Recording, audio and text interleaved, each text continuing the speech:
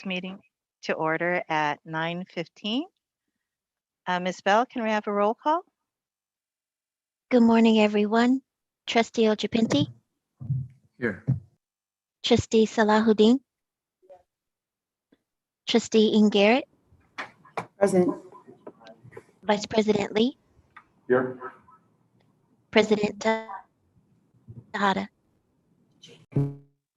Here. And I don't see any student trustees present at this time.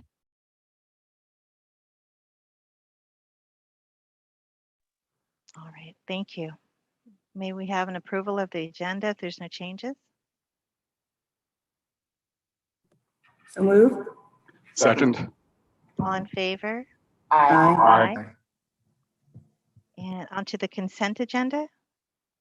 Can we have a motion to approve the consent agenda? So moved. Second. All in favor? Aye.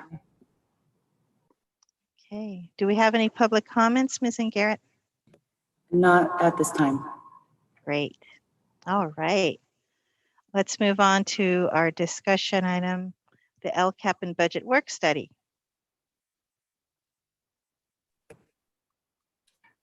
All right, good morning, everyone. Nice to see you all here today and to talk about my,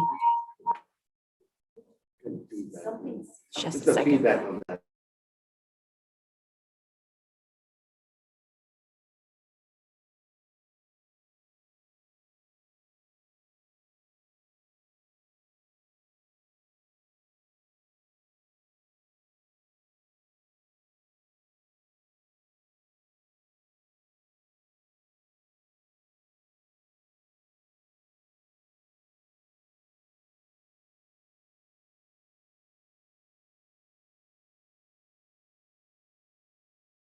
Okay, I'm gonna talk again.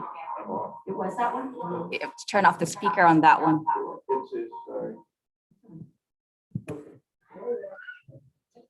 Okay. Sorry. It's all right. Yeah, I'm like, it's you. I was blaming the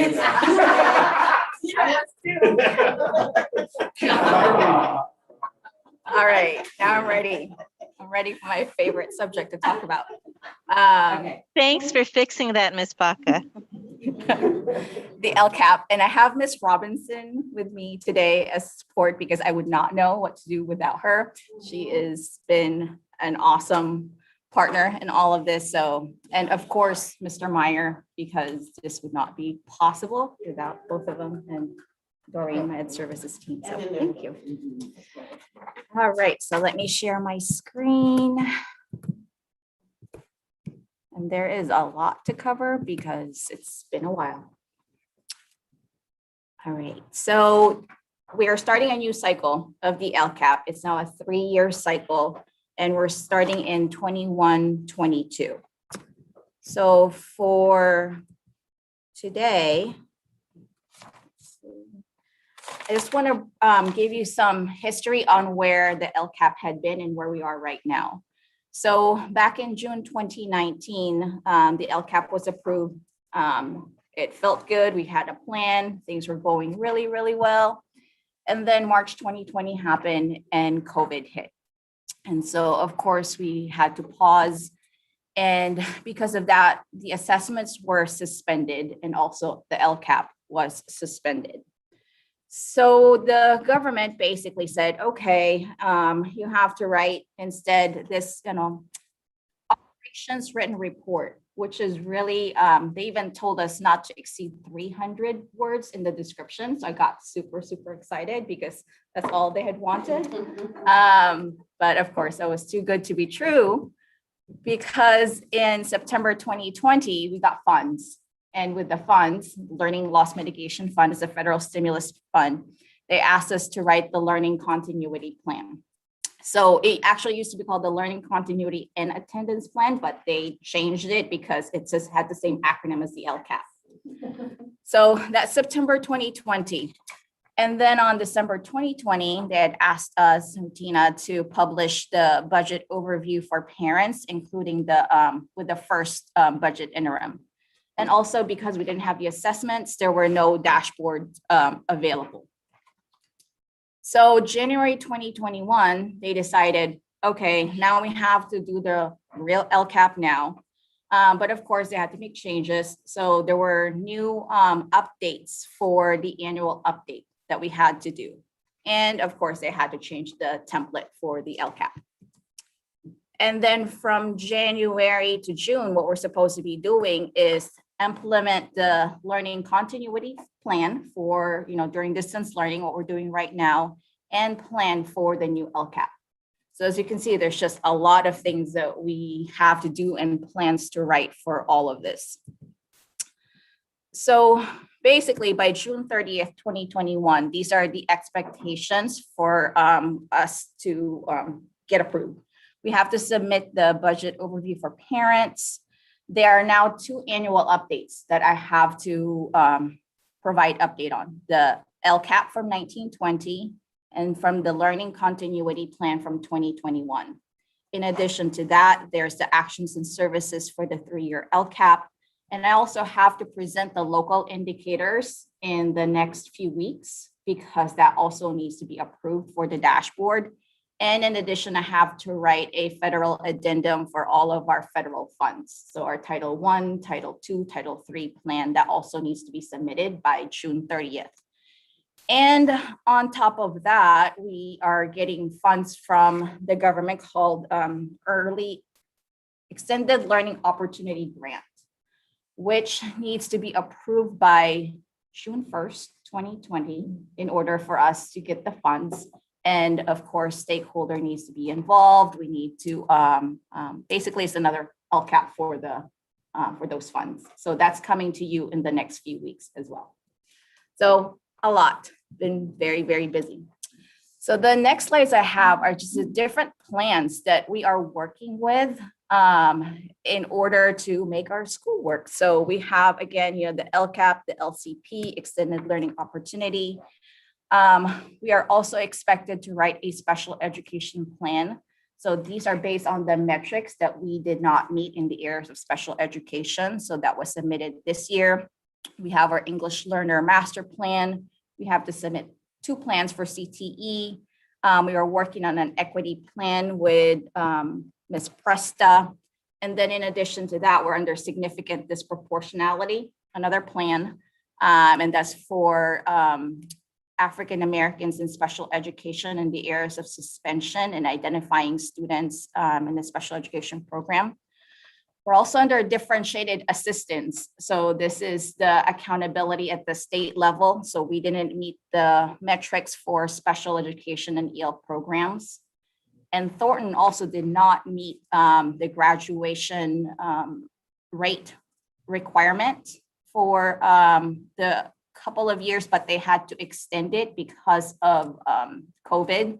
So there's also the CSI plan that we have to write. And then, of course, our schools are writing their, WASC plans and then SIPSAs.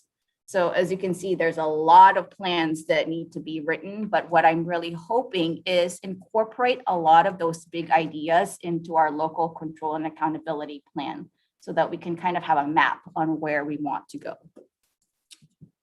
And please feel free to interrupt me and ask questions, clarifying questions if you have some. Because there's a lot to cover. So one of the changes in the LCAP for this year is that they now gave us 3 types of goals that we can write. Before, they had suggested that we write more of a broad goal with lots of actions and services within that goal. So that had been since 14-15. Our goals were pretty broad: student achievement, school climate, and then targeted supports. But now they said, well, you can now create a focus goal. So a focus goal is more concentrated. It's more of a SMART goal. So it has to be specific, measurable, attainable, realistic, and time bound. So they said, okay, you can now create focus goals. And if you really want, you can also create maintenance goals. So maintenance goals basically said, this is what we're doing and we want to maintain its progress. And if we need to, focus more on that, you can change your maintenance goal to a more focused or broad goal. But these are all of like our basic services, make sure that our teachers have credentials. So now we have 3 different goals that we will be writing. And they suggest that we don't only have focus goals and we don't have maintenance goals, that it should be a combination of all the goals. One other change that they said that they did, I haven't worked with a template yet, is that the LCAP has now been more simplified and more accessible. So now the expenditures, before I had to say this is from Title I for salaries and benefits. Now I can just cluster it into different types of funding sources. So it's either coming from LCFF, other state funds, federal funds, or local funds. So I don't have to specify where, exactly the funds are coming from. But for me, that doesn't really work because I want to be able to see what is coming out of, Title I funds or Title III funds. Say that again. I said, yeah, no, for me. I kind of would like to see where the different. Yes. Okay, so Yes. So that's we not are hard. on the same page Okay. because, I need to know line item at a time to see if things are working Okay. based on that funds. And we have some split funded actions, Okay. and it will get really, confusing if I just cluster them. Right, because the executive summary helps me understand the budget. I mean, the executive summary helps me. I think it's really easy to. Yeah. Yes. So thank you. Yeah. So I will continue to that. But of course, here's the tricky part is now I have to cluster them. And then I add them up and then put them into their different buckets. But that's. I just want to remind everyone who's speaking within the room to unmute yourselves if you're going to comment. I did. Tony didn't. Oh. I didn't want to say Tony didn't, but you forced my hand. Yeah. You're unmuting yourself. Okay. All right. Now, with the annual update. So I'm going through 2 annual updates today. First is from the Local Control and Accountability Plan from 2019-2020. And again, it feels like a long time ago. So there were a lot of actions and services, but I just want to highlight some of the things that we had done and that we will continue.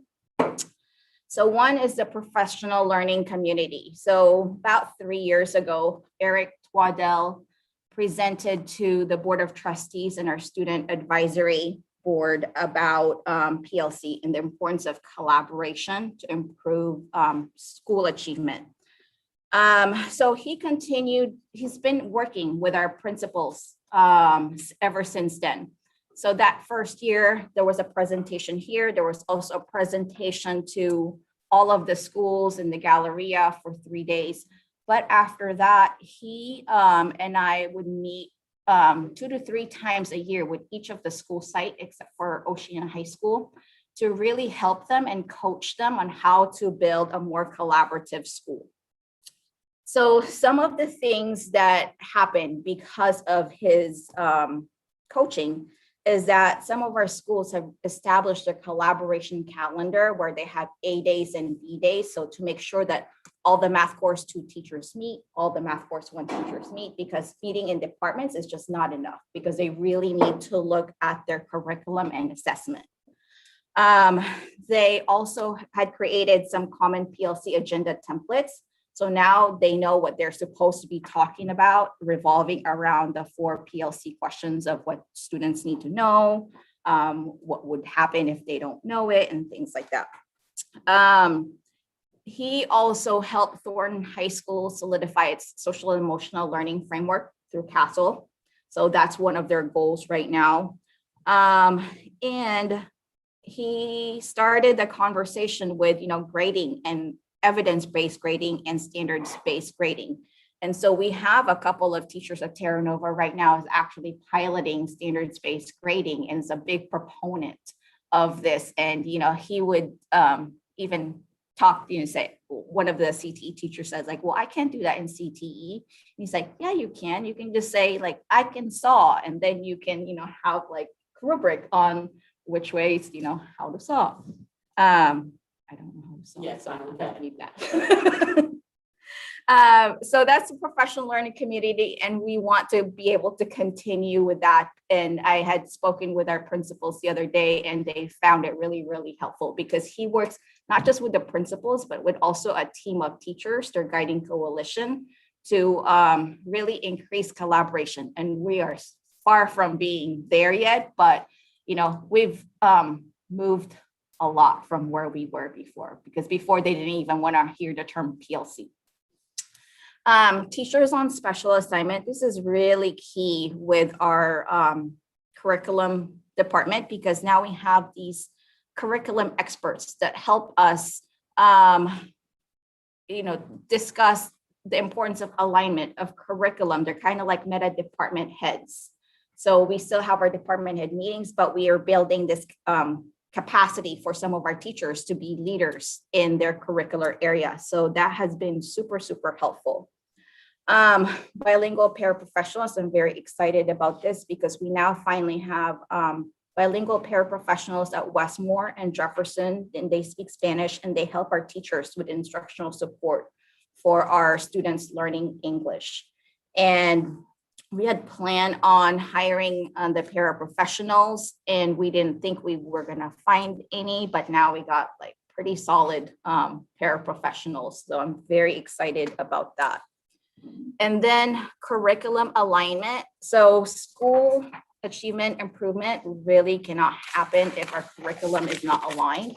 So again, I want to thank Dr. Robinson for her leadership on this and making sure that our curriculum is aligned. She had facilitated the world history and US history scope and sequence work during COVID, which is amazing. And we're finally done with that. We will be working on economics and government the following year. And also we are working on physics of the universe.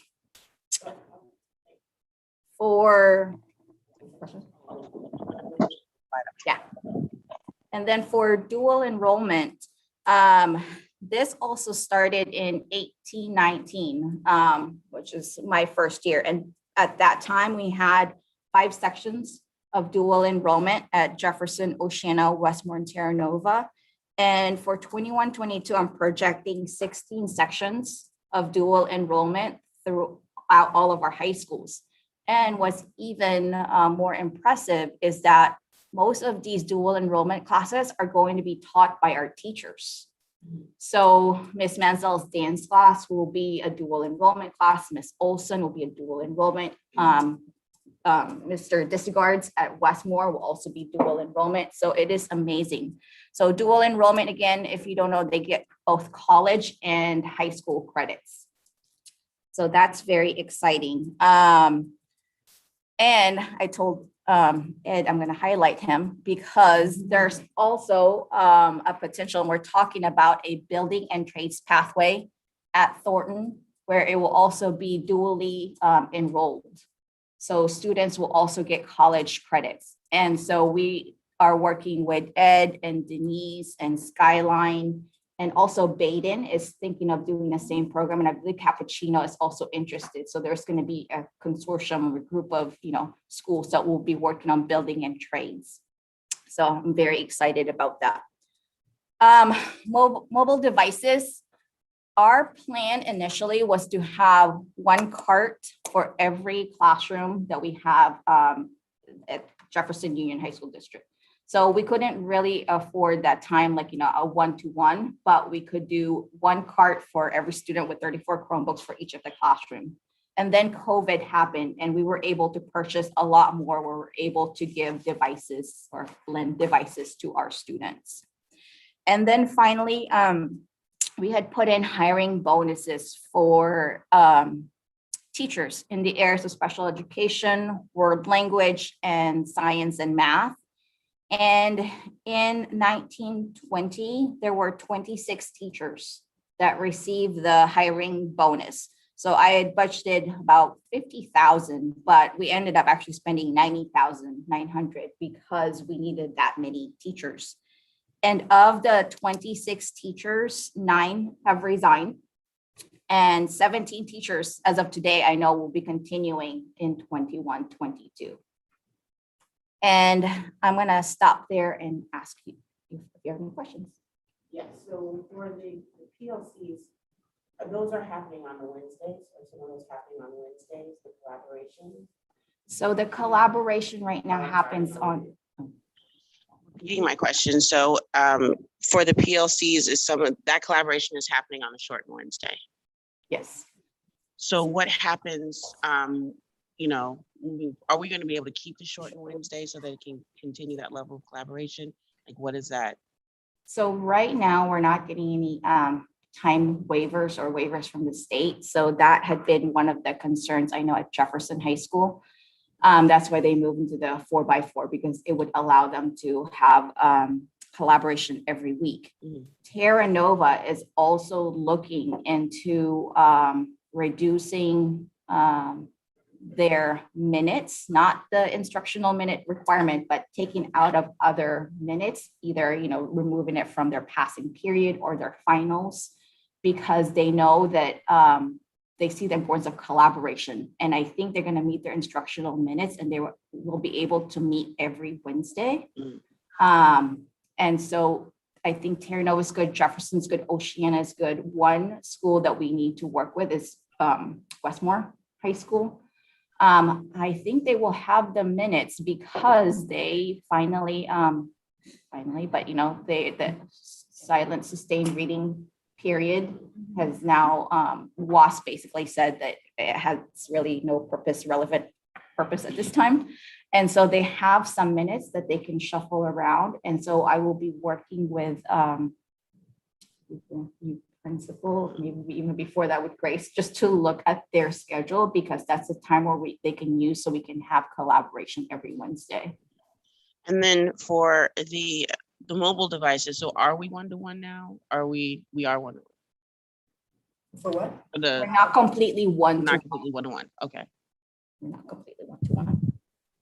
Is that gonna be a goal, or are we?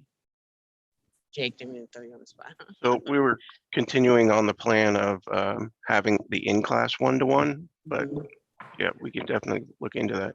Okay. I think one of my bigger concerns is the access to the internet, all of the wireless, because the hotspots are an ongoing expense, whereas the laptops are a one-time cost. And so that's easy. I mean, really going one-to-one now feels it feels So crazy, very yeah. easy, but the pathway towards more equitable access to, you know, high-speed internet is really the huge barrier right now, because the hotspots are a monthly cost. And then I'm really hoping that some of the work the county's been doing with making more accessible Wi-Fi throughout will really go somewhere, because that would be the huge benefit to us. Okay. And have we seen that? Because I know the county started. I mean, have we seen some of that? It was mostly benefit in already? Ravenswood, from what I saw of the map. It's supposed to be here. I mean, it started Ravenswood and then we were next, but we haven't seen anything yet.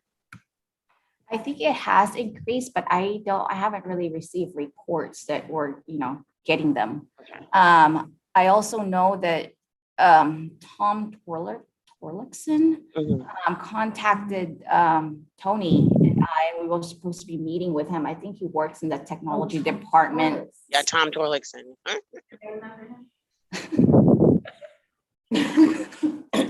Yes, so he's asking for a meeting. I think he works in the technology department right now and will ask us for our needs. And that is really what the need is right now, because you'll see in the expenditures later that a lot of our money was spent on hotspots. And even then it's still, you know, pretty spotty. So that is, you know, something that we can work towards. Okay, thank you. I think Nick has his hand raised. Mr. Ochufenty? Yeah, thank you. Yeah, to that effect, what are the numbers and costs maybe projected or just estimated to get us to one-to-one, given that a lot of middle school students who are incoming from our partners districts have also been experiencing one-to-one, you know, ratios with is there an echo in that room? Sorry, I can hear that. Yeah, I was gonna say that what is the cost and number of laptops that we would need to get to one-to-one, given that it does sound like an easier goal. I know in the district I work at, that was also a goal, or at least a short-term goal. But yeah, do we have any data on that?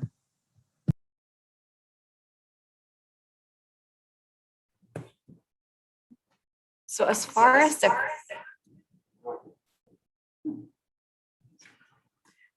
cost, I'm not quite sure how much it would cost for a one-to-one device. It's about $150 per device. Jake? Actually, since the pandemic, they've increased the price on Chromebooks. So they're actually closer to like 300 now. And there's a greater lead time in getting them. They're harder to get. So just as an example, we ordered February 2019. They arrived in February. We had ordered them in August for world language. And yeah, they arrived in February. There's a massive back order on a lot of this technology. But I think that's a goal we're working towards. I think you have some financial information on a future slide. Okay, I'll wait for the next slide. Thank you. All right, so let me share my screen.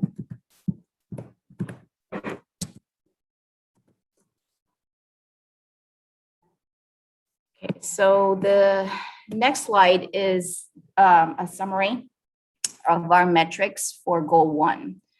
As you can see, we met our FIT, our facilities inspection tool, the AP enrollment for Hispanic, Filipino, and low income. But I just want to point out for our AP enrollment for African American, we did not meet. The state seal of biliteracy, our 2 schools, Jefferson and Oceana, was able to meet the target, but not Terra Nova and Westmore. And then for the Golden State Seal Merit Diploma, we met it at Jefferson, Oceana, and Terra Nova, and then we didn't meet it at Westmore. One of the issues had been for Westmore is the turnover in their registrars and their vice principals. And so a lot of these things, were just not caught early on enough. So it is something that we really need to, assist Westmore and monitor and really train them to make sure that we submit every single person's name for the Golden State Seal and the State Seal of Biliteracy. Tech access for students and staff, again, because of COVID, it allowed us to meet all of what our goals are for technology. Wi-Fi access for our school sites in the district had been awesome. Again, if it wasn't for Jake and his team, we wouldn't be able to do our Zoom in room. We won't have the infrastructure that they had built and the security that they had built so that our students can access devices. So thank you again, Jake. Graduation rate for African Americans we met, including dual enrollment, standards aligned materials, and then teacher misassignment. What we did not meet is the A through G rate, and this is something that we've been working on for many years now. We've hovered between 40 and 47 pretty much every year. And so I think we can do a better job with that. Reclassification rate, barely missed it by like point something percent, like it was very minimal. So I actually have in here the detailed metrics that I'll click on in a little bit. I talked about the State Seal of Biliteracy and the Golden State Seal. Graduation rate is also another area that we need to work on. But I just want to give you a heads up that because in 1920, we changed or we gave options for students to meet graduation requirement through the minimum state standard, there's going to be a spike in graduation rate for 1920 and 2021. So we really have to look at our metrics and, like, do we base it on the last, the 1920? Do we base it on the 2021? But just know that there's going to be kind of like a blip in for those, it might even be longer than that because we have, freshmen that went through COVID and sophomores and juniors. So it may, something to discuss moving forward. AP scores of 3 or above, we did not meet but I want to, highlight the certificated staff retention rate for teachers and administrators, because to me, at least, one of the root causes of why, it's just not doing as well as we would like to is the turnover with our staff, teachers, certificated, classified. And so I really want to be able to see, where are we in terms of that? So I'm going to pull up the data in a little bit. And then least restrictive environment. This is for students with IEP. And again, one of the reasons why, we have to write the special education plan is that a lot of our students are still in self-contained classes. And we are slowly moving towards inclusion. So what we have done this year, we means Lori and I, Monique, our special education director, Lee Medvedoff, and Grace Fursey. We meet every other week and collaborate and discuss what can we do to work together so that we can integrate gen ed and SPED more, because I feel like for many, many years has been really disconnected. We brought in the ELD program, and that worked really, really well. And I want to be able to bridge that gap with special education. And Terra Nova teachers are also meeting with case managers on a regular basis to collaborate. And we had also gone to Jefferson, not gone, but Zoom with Jefferson's case managers and paraprofessionals, and also Westmore, to let them know that, we are moving towards inclusive practices and team teaching and co-teaching, and that we really need, their help, and that we're gonna try this out, when, in a smaller basis, but we're not, it's a priority. And then on the right-hand side, the not available because of COVID, we don't have those scores. So I'm going to click on those detailed metrics because I want to point out, let me just move this. So here's our facilities inspection tool, our A through G rate, EL classification or reclassification. But I want to point out this right here. So we had set a target of 90% where our certificated staff, our non-administrators, teachers stay with us. So this is from 1819 to 1920. And this had actually, so our actual is 85, and this had gone up from the year before. I don't remember what it was, but we have more staff staying now than before. With administrators also, because there was one year when I believe there was 54% retention rate of our administrators. And that's, that's hard. It's hard to keep programs moving and continuing if we change leadership. So just the numbers. So if I hover about on that cell, 202 out of the 237 certificated teachers stayed with us. Some of them retired, but some of them resigned. And then for our administrators, 23 out of the 28 stayed with us. And then the other thing I want to point out is the least restrictive environment again. So the state's target, so this is actually the state's target, is that they expect that more than 51.2% of our students with IEP on a diploma track spend their time 80% or more in general education. So in 1920, we only had 25.27. When I presented the information to Jefferson and Westmore, I pulled actual transcripts of students where they may have taken 4 college prep classes throughout, their 4 years of high school. And so, we talked about that is just not acceptable. It doesn't mean, we just need to give more access, and we need to be open to letting them into gen ed. They are our students. And so that's the metrics for goal 1. Any questions?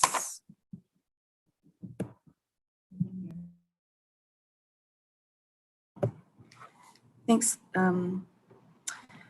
What was I going to ask? Sorry, I lost my train of thought. Are we still going to, are we at hybrid grading for the rest of this year, and then we're going to go back to standard grading for the next school year? So right now, our grading is the ABC class, ABC pass or no mark. And that was, the board policy basically said until, we're in pandemic, then that is our grading policy. And so for next year, if we are, it's up to the board, we can decide on what we would like to do as far as the grading. But I think more importantly, it's, really not the ABC pass or no mark. It's really changing our grading practices and making sure that it's more evidence-based rather than, non-academic skills like, they get graded based on whether they submitted their homework and wrote their name on the right-hand side instead of the left-hand side. Those are the kinds of things that students had been graded on that we need to change. And so one of the items that you actually approved today under consent is a contract with Joe Feldman, who wrote the book Grading for Equity. And he is very famous right now for just, grading journal. I can't believe we actually got a contract with him. So what he will be doing is that he's going to do a kickoff webinar for the staff that are interested on May 10th. So basically talking about the overview and how we should be grading more equitably. And then it's not a one and done thing. What he and his colleagues will do is work with a group of our willing teachers to really examine their grading practices and try things out and do an action research and improve on the grading. And then we are hoping that, we'll increase the cohort, we'll have another cohort the following year, but pretty soon it'll just be a standard that will have all of these champions that will help us with this work in grading. Again, it's, we're not forcing it district-wide. It's, like if you want to participate, you can, and we encourage you to be part of this cohort. For the webinar, I believe we have about 60 participants right now. And I really encourage you, if you are available on May 10th from 1:30 to 3 to hear him out, because he's the guy that will help us with this. I am so excited. I know that other districts have been trying to contact him and there was a radio silence, but Lori and I were like, oh, we just got off a call with Joe Feldman. So the question is, did Keith Irish get him? No. No. Just kidding. No, that is a district that, is pretty jealous right now. I'm sorry. Charge them to come in.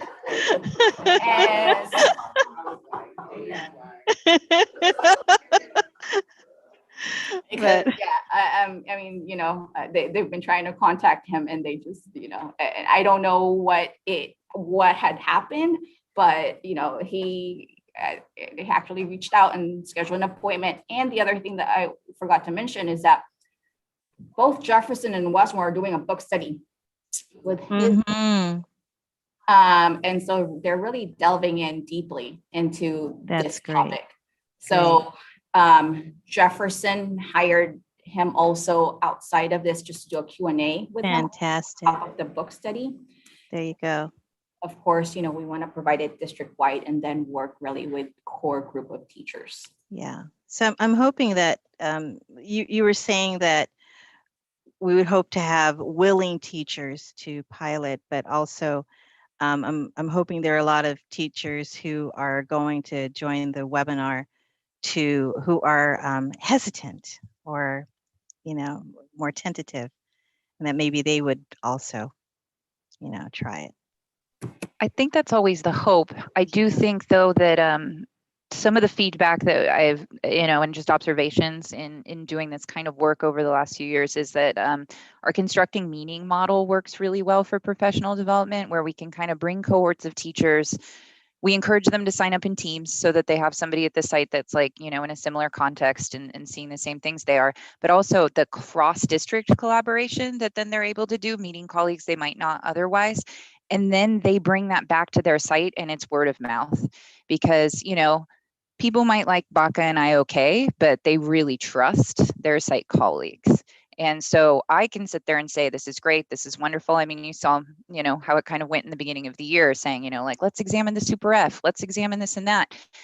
And that planted some seeds. And I think this book is saying a lot of the same things, but it's going to be, you know, so much more meaningful coming from, you know, site colleagues and building that up internally. And I think there is enough interest, though, that the first cohort will be packed, and then we'll have that group to go out and do that. So I'm excited. Really quickly, just to piggyback on that, you know, I do think this is the right approach in the same way like equity. And we did the equity work. We only worked with the school districts that were interested in doing it instead of trying to force everybody into doing it. So I do think that's the right approach. My other question would be the component of like classroom management and discipline, because what I hear from a lot of teachers about why they didn't want us to change the grading is like, well, we can't get the kids to do what we want them to do. So for me, what I hear is we need better, like, how do we manage students so that we don't need to rely on the grading practices to do that? Those should be two different things, in my opinion. So is there a way that we can piggyback that with some ways on how to, you know, student motivation, and that we don't have to use grading as a tool in that way? Yeah, I think that's really important. And one of the big areas of focus for the instructional coaches that I'll admit got dampened a little bit by COVID, just because it was harder to have these conversations, coaching conversations with teachers. But the group that we consult with on instructional coaching, Jim Knight, they broke engagement down to 3 levels. So there's cognitive engagement, there's behavioral engagement, and then there's emotional engagement. And that essentially, like, teachers need to focus a lot more on that emotional engagement and not so much on the behavioral engagement. The cognitive engagement's important too, but that those will come with that emotional engagement, and that we're not really necessarily just looking for compliance. And so those conversations are happening because I know engagement then, because of that, is a school-wide area of focus for Westmore. I know that it's discussed a lot at Jefferson as well, and just kind of building throughout the district to kind of have those conversations. Because even when we're talking about classroom management, we're really even talking about more, just like with the grade conversation, because you can have a quiet classroom and there might not be any cognitive engagement actually going on. And so, trying to have those conversations demystified and detangled from one another, so we're all talking about the same thing. Mr. Ochechventi? I also want to add go ahead.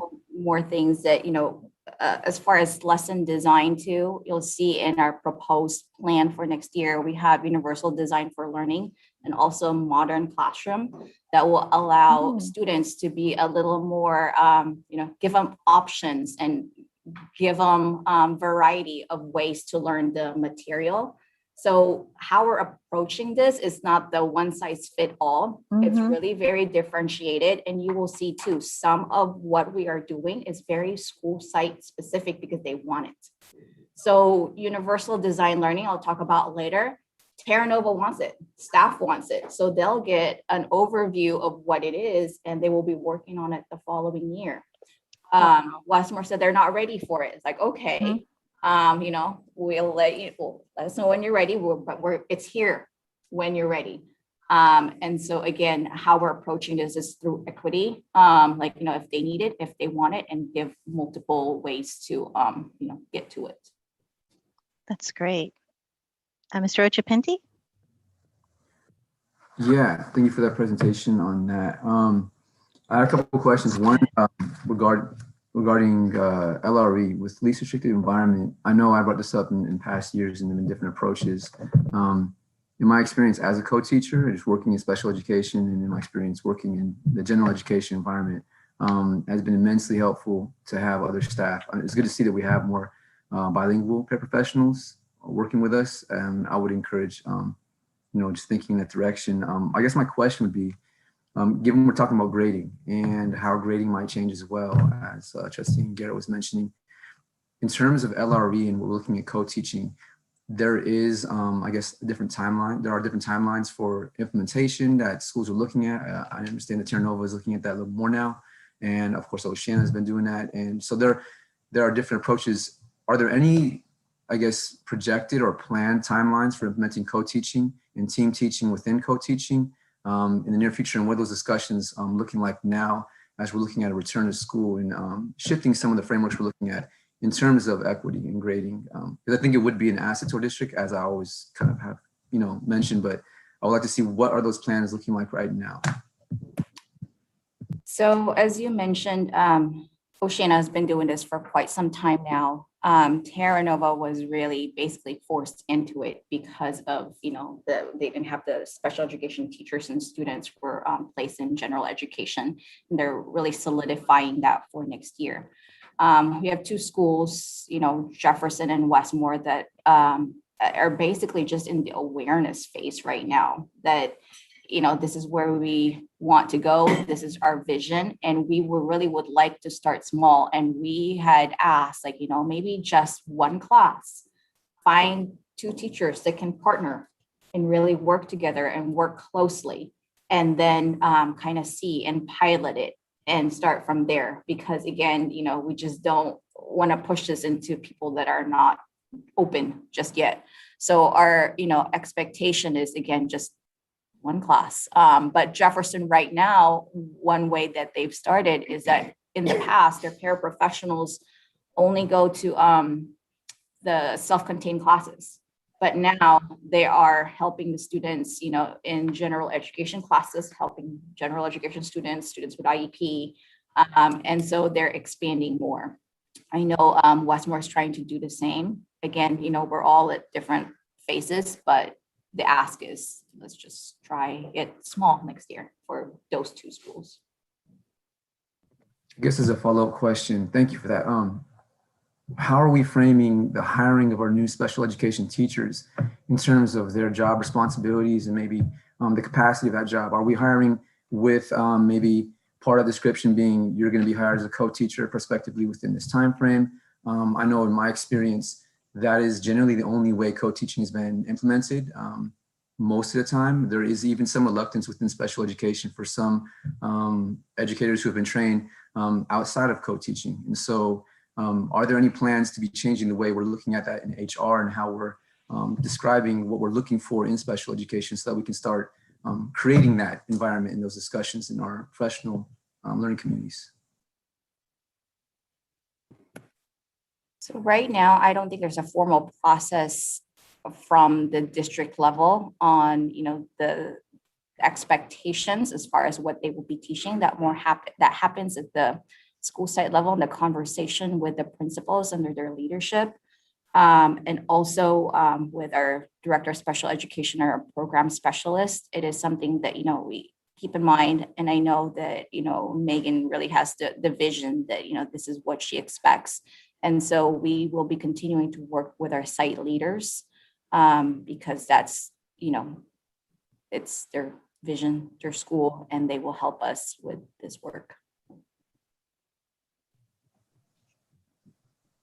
Got it, thanks. And so I had a few questions on this as well, because just to clarification, it's not co-teaching. So just to clarify, that this is more just trying to more push in. Okay. It's more push in, but I also know that, at I believe at Terra Nova, we have math teachers that will be working together side by side. So they've actually allotted a section within their master schedule to allow for this to happen. Mhm. Okay. And so, I'm very supportive of this, but at the same time, I'm a little cautious that it's monitored because I don't want students to get lost.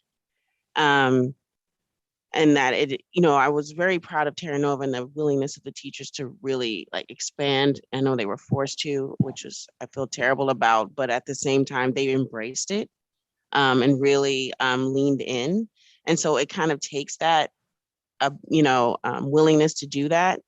And I know that there's a lot of students that are capable of like taking a history or some really good language skills and take language or like math or science, but the teacher has to be willing to, you know, make some of those modifications, change the way they approach teaching. So I'm just hoping that there's a good like collaboration, back and forth discussion and support to help that, to make that something that is very supportive of the student, so that we don't put somebody with an IEP in there and then that's their first experience in general ed and they fail, and then it kind of sets a trajectory. So I completely agree. And, you know, we really have to be strategic in how we, you know, we even place the students. So we may even specifically place a student with a teacher that is, you know, will be supportive until this becomes part of our culture. So I am, you know, aware of that balance that we have to, you know, kind of play with right now in order so that students don't fail because we want, you know, this thing to happen. Like we can't, you know, I don't want that. perfect, thank you. That's a really thoughtful approach. Thank you very much. Okay. Oh, Ms. Garrett. Unmute yourself, please. Sorry, just really quick, because we were talking about losing teachers. Are we losing teachers with resignation to like other district again, or is it they just moved on to other things? Do we know? Is the signing bonus helping, you know, to retain the teachers? I think the signing bonus to attract teachers, but it's the support that they get from our teacher leaders, instructional coaches, site, you know, that they make them want to stay. Back in, let's see, maybe 18, 19, the county actually had given our staff a survey of the ones that were still here and asking them why they are staying. And one of the major themes that surfaced is that they feel like they're supported and that there's collaboration and that there is, you know, that they just feel like they also have a voice. And so that is one thing that, you know, we really want to foster. And that's why our, you know, staff remain here. That's why, you know, we are still here. I think Ms. Presta wants to add something. Yeah, I want to add, thank you. I think that's a really good question. And I don't think we really have a complete answer. We're still trying to figure out the puzzle a little bit. And I think there are different pieces to it. I think some of the teachers that left were either non-reelects or were unsuccessful, certainly.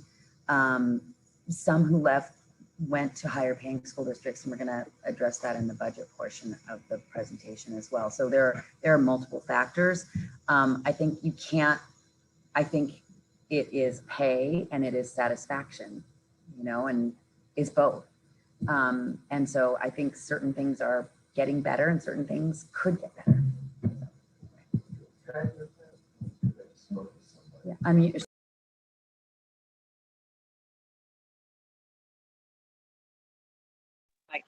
Can you unmute yourself, Mr. Lopez?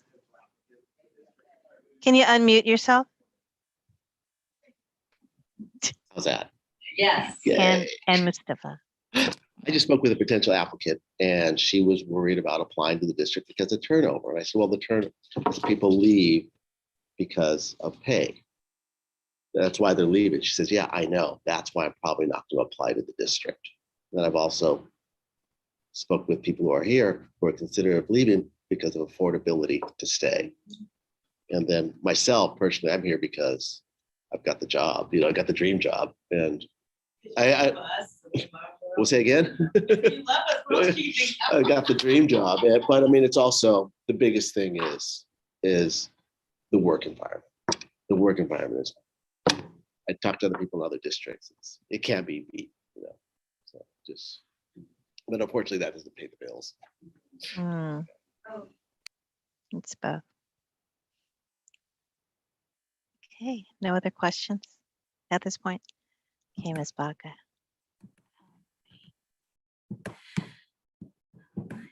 in goal 2. But goal 2 is all about Ms. Pasquino. I love it. Any questions for her? So goal 2 is about increasing school connectedness by improving student engagement, parent involvement, and school climate. And so I want to highlight the amount of dedication and work that Melissa Ambrose had put in to our wellness program. I couldn't think of a better person. She has a vision and she knows how to navigate and support our students and staff at the same time. So that has been a great success. The student advisory board, again, is our way to get student voice. It is, it's highlighted in CSBA. It is amazing that we are doing that. So I want to thank the board for that because, we're one of the few districts, I believe, that has a really great, functioning student advisory board. Attendance monitoring, we had partnered with A2A to monitor our attendance. And one of the positive things that came out of this is that it really forced parent conferences, and we're tracking parent conferences when students are absent. So now we can really have a good data system on how we not only monitor, but what are we doing, the types of support that we are providing, and it's all tracked in attention to attendance. Social media presence, we are now more out there in Facebook, Instagram, and everywhere else. So thanks to Ms. Hawkins. So that has been an improvement. And also, I just want to say that overall, I feel like there's, just much more positive climate and trust from when I first started a long, long time ago. So again, I feel like we're doing, it's not perfect. We have a lot of work to do, but still, I feel like there's just much more positivity and trust. So that's the highlight for goal 2. And I will stop there for questions and I'll go into the metrics.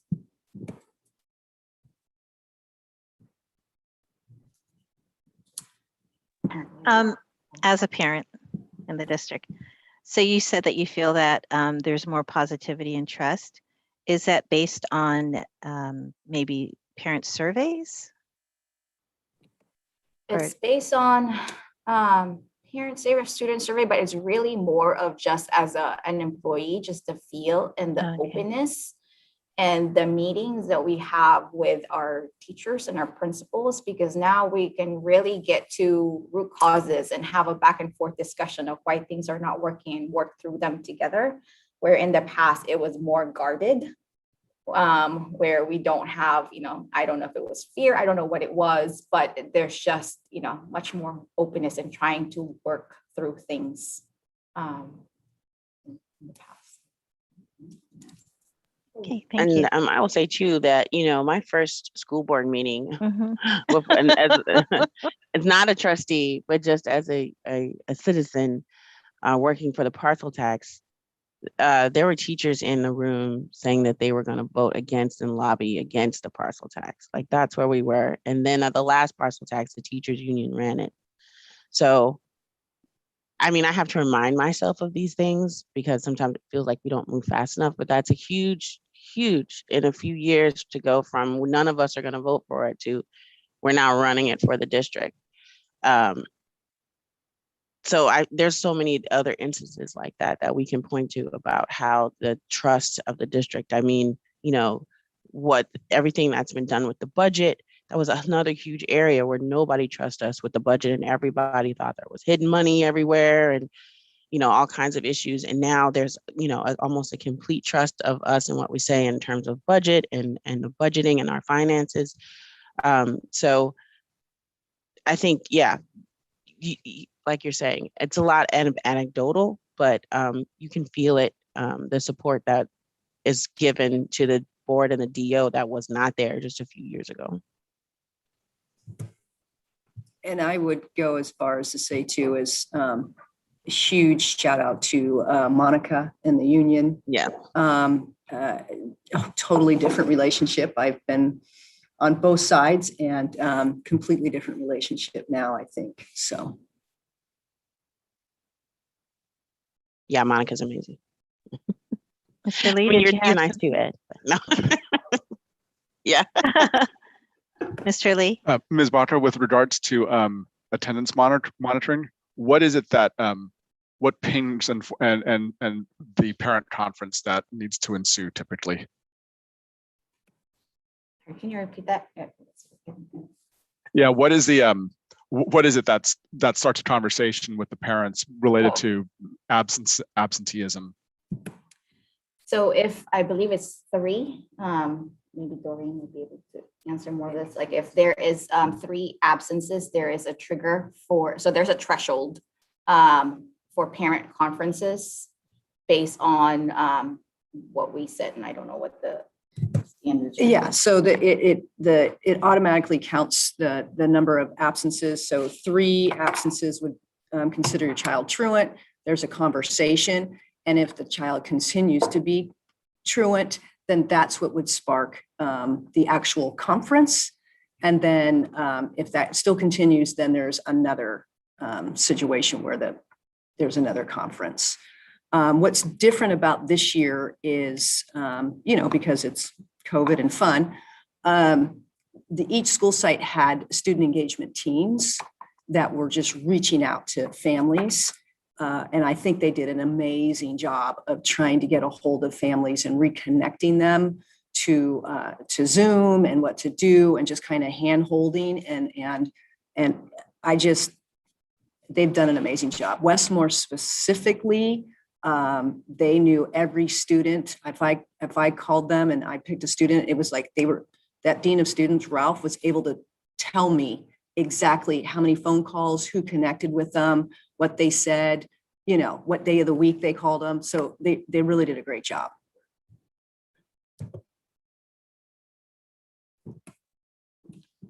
Okay, so share the metrics, and I'm actually just gonna go.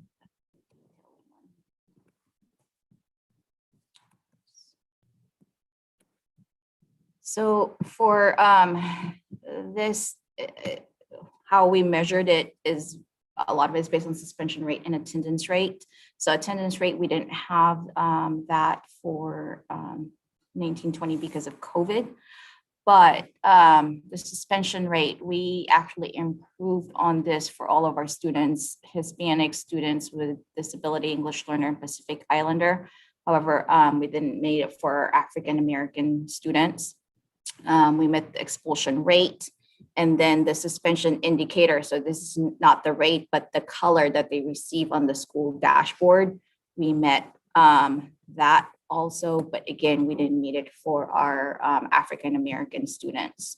So I'm gonna click on this. So no data for attendance rate. Here's the suspension rate for our all students. These are the targets and these are the actuals.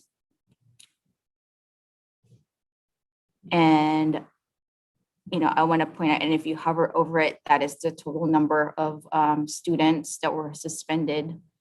So you can get more of a raw data on that one. And there were some metrics that were placed in there too, but we did, for instance, the teacher view usage rate. We wanted to see which teachers, are using teacher view in order to input their grade. But again, this got all interrupted because of COVID. So we're going to continue with that. But right now the usage of just teacher view, parent view, student view have just increased because of COVID. And again, this is for the colors for the dashboard. Any questions about that?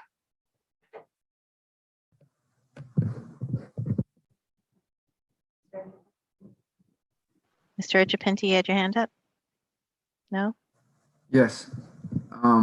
Thank you for that. So I'm sure you'll get to this. I just looking at that, that's been an ongoing issue, obviously, in our district in terms of, significant disproportional, suspensions and expulsions of our African-American students.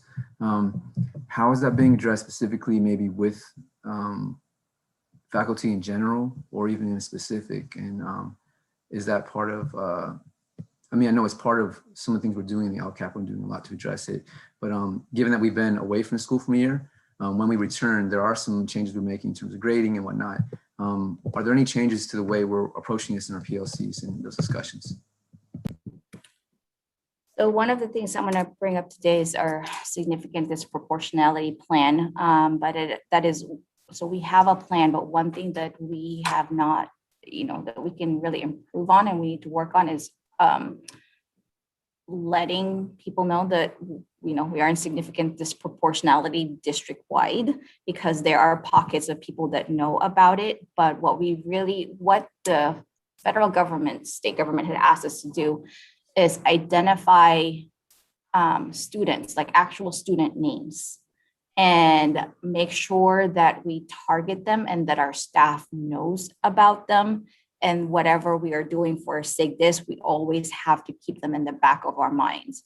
So there are 130 students that the state had asked us to identify, and they're all of our African-American students, not only with disability, but also without disability. So all of our African-American students.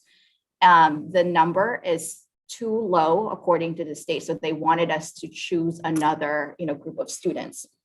So at first I thought about, English learners, but that's too huge. And they said, well, how about ninth graders that are English learners? And they said, that is still too big. So our focus for significant disproportionality is, again, all of our African-American students, our Latinx students who are current ninth graders who are long-term English learners. So we had chosen our Latinx English learners. And one of the reasons is because the suspension rate of our Hispanic Latinx students are quite disproportionate as well. And we want to be able to track them and put interventions in place in order to support them. So I'll go over the significant disproportionality in a little bit. Right. Can I? Yeah. The other thing that we're working on, and we've been working on, and then COVID hit, is the discipline matrix. So updating our discipline matrix. Monica and I have worked a number of hours with Tiffany to try to get something up and running and try to think about how we can, make some drastic changes on how we handle discipline in our district. And so we have a platform that we're going to meet again in June with some site administrators and kind of work through it again, and then be able to touch it up and then bring it to a bigger group when we get back in August, and hopefully have this product ready, up and running by spring of next school year. But we have to bring it to parents. We have to bring it to students. We want to make sure everybody has a voice in it. And once we get it out to everybody and it's ready to go, I have fingers crossed. It's been a lot of work, but I think it's going to be very, very good change for us, and that everybody can see it. Because now I think people are just, like we said, just whatever your emotion is that day. And that's not how things should run. And to follow up on that too, talking about my first school board meeting, that this was my first school board meeting, as we talked about the disproportionality of expense of suspensions and expulsions at my first school board meeting. And so we've been dealing with this for quite a long time. What I do think is different is the way that race and culture is being talked about in society. So one of the big disconnects that I find is that a lot of teachers, because I'm friends with a lot of teachers on social media, I will see what they socially post about policing and the way we handle discipline in the general community, and then flip and I walk into a school and they're like, you guys, we need to suspend and expel the students. So I think trying to connect that connection of we are our own police. So if you're not okay with this treatment outside, I don't understand why you're okay with it here. Like, we really need to reframe the conversation. I think that we need to be a model for society, and students see the way that we police, when we're just using that term, the way we discipline our students, it's the same way. We're kind of teaching them here what to expect in society. So I think we need to really help people see how we are being, when we're talking about our equity statement and disrupting the system and how we're supporting the system, this is a huge way that we're supporting systemic oppression and the way that we treat people in our own community that we have complete control over.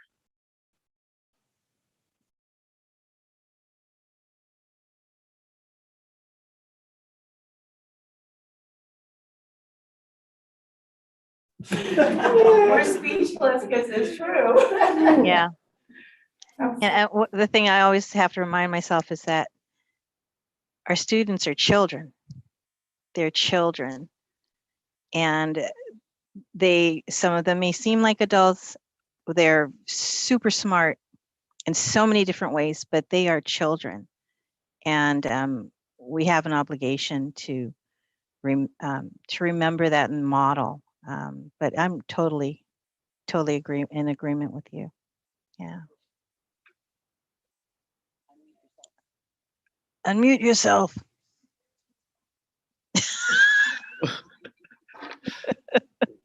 I bet you never hear that very often. From the teacher perspective, from what I hear, is we want to know that there's going to be a measurable consequence, whatever that is.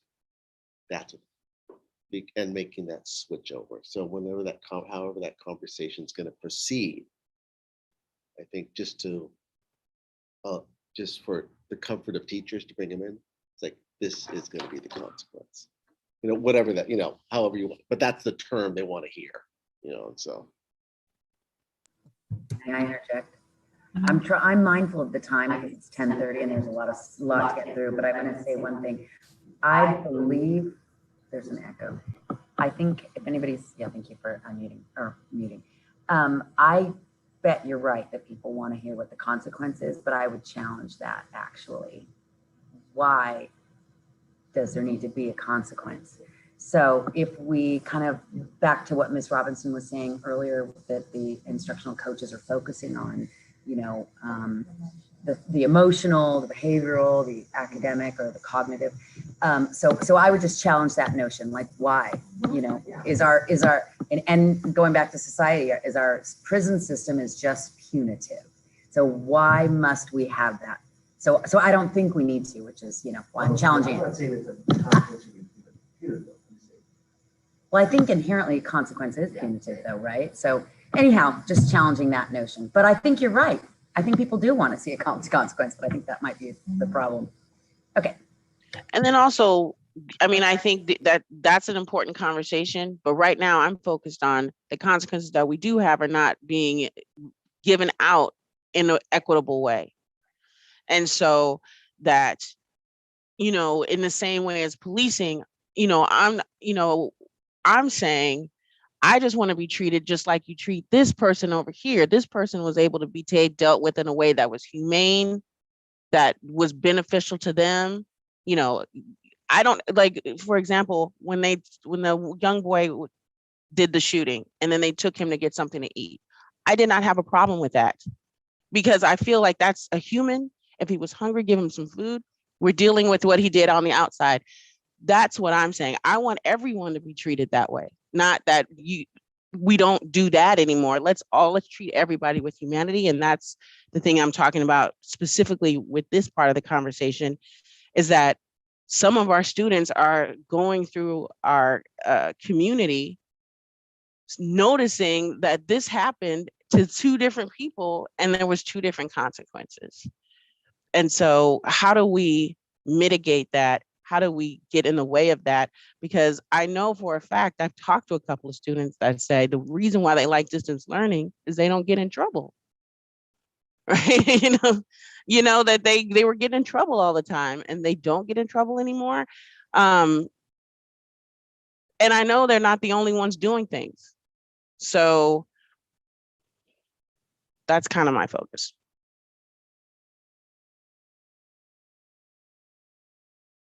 What I do for myself in the classroom and I falter all the time, is I always ask myself, who is this about? Before I try to always ask myself, who is this before I open my mouth? And Doreen has heard me open my mouth several times. And so, but that's I'm really trying to mitigate my behavior towards the student and saying, what's this about? It's not me or them.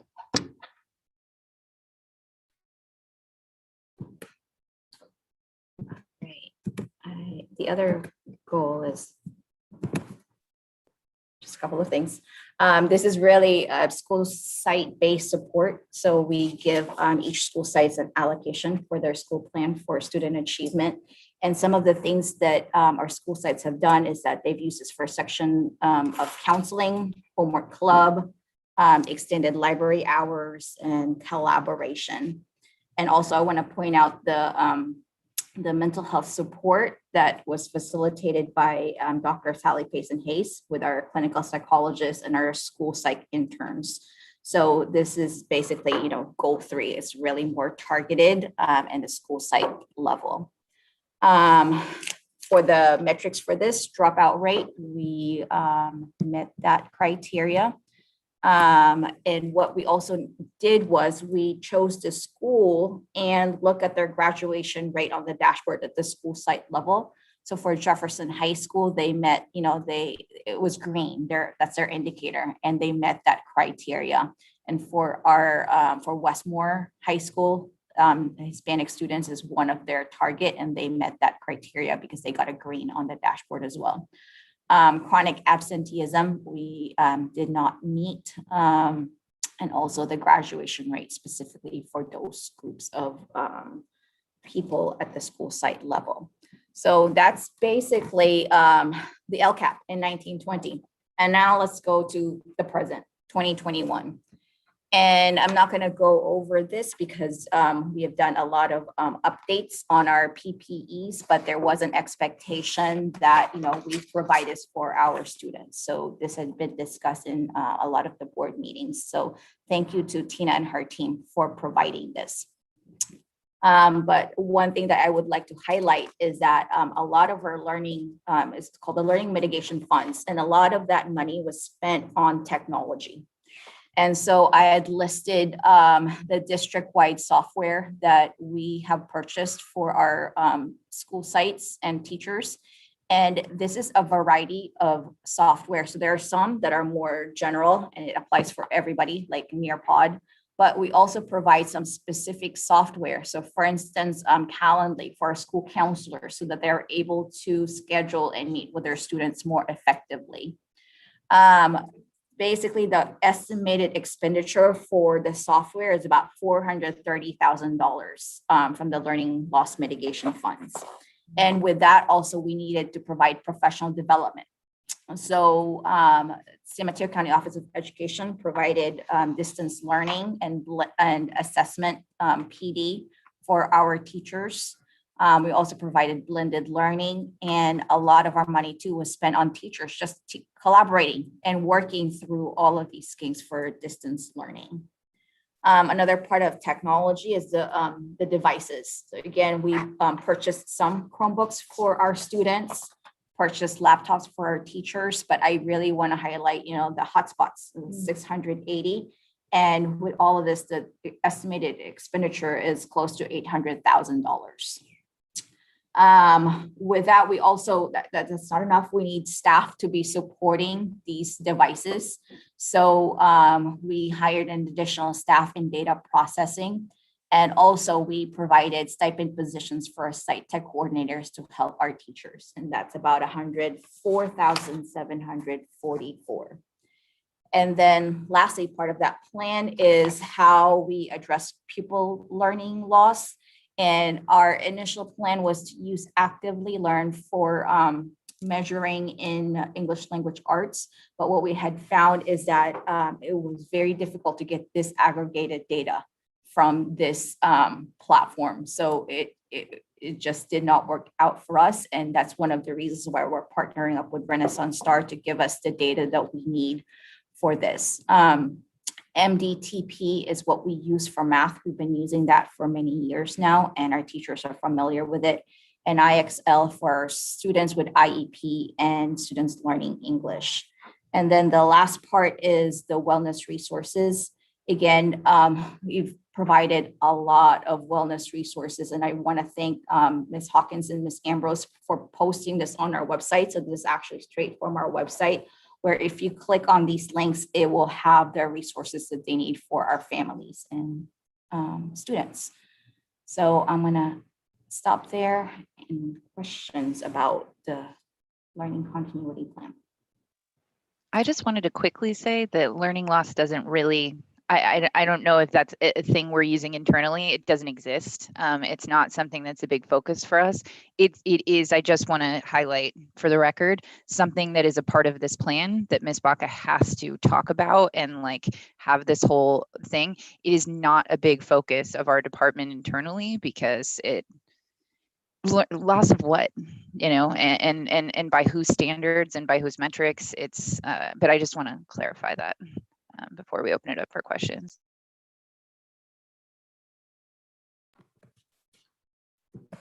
Right. Thank you for that. But yes, because loss of misnomer. All right, so the proposed goals. So this is really based. Nick had his hand up. Oh, Mr. Ashpenti? Yes, thank you. Yeah, just a quick question. I think you answered half of it. I was going to ask in terms of wellness and resources, if there's any tracking in terms of how our students have been accessing that online and how we see maybe the rollout of that when people are returning to school, and even for some of the students who may be hesitant to return to school, as we haven't discussed fully all the hybrid plans for the fall, but in terms of how they're going to continue to access that, where the Daly City Youth Health Center is involved and concerned how they're, implementing and seeing any kind of turnout in terms of student access, and even for our families as well, and how we anticipate any changes, not only during the summer, but going into the fall. so I know that wellness will be provided during the summer. We hired wellness counselors for summer school. And we continued that last year too, even after summer school. I know that Ms. Ambrose is also working on creating an infographic on how our mental health works for the district so that it's clear for our families. So it is a focus, for next year. And actually we received the mental health grant that will increase wellness services for the district, so that I will talk about in the next slides.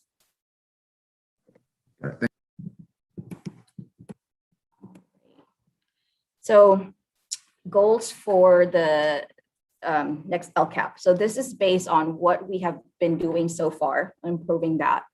We've taken into account the impacts of COVID, and we would like to continue some of those actions and services. And again, a lot of what we're doing is rooted in our equity statement.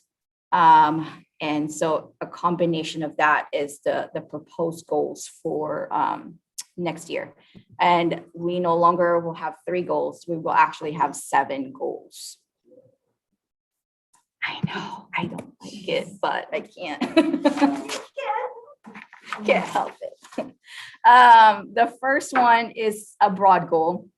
And this is really about college and career readiness. So simple, which is our vision statement of 2 and 3. Prepare students for success in post-secondary learning and careers, whatever that may be, that they want to pursue. And again, I want to root this in the professional learning community where collaboration is really emphasized, including support for our teachers through professional development. And this cannot all happen without technology.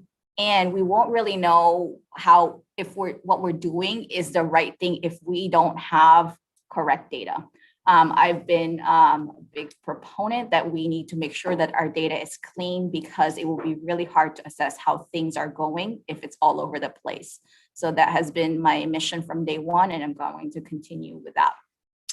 As far as the curriculum and assessment, we will have a universal screener now for ELA and math. So we've partnered up with Renaissance Star, and for math, we are going to continue with MDTP.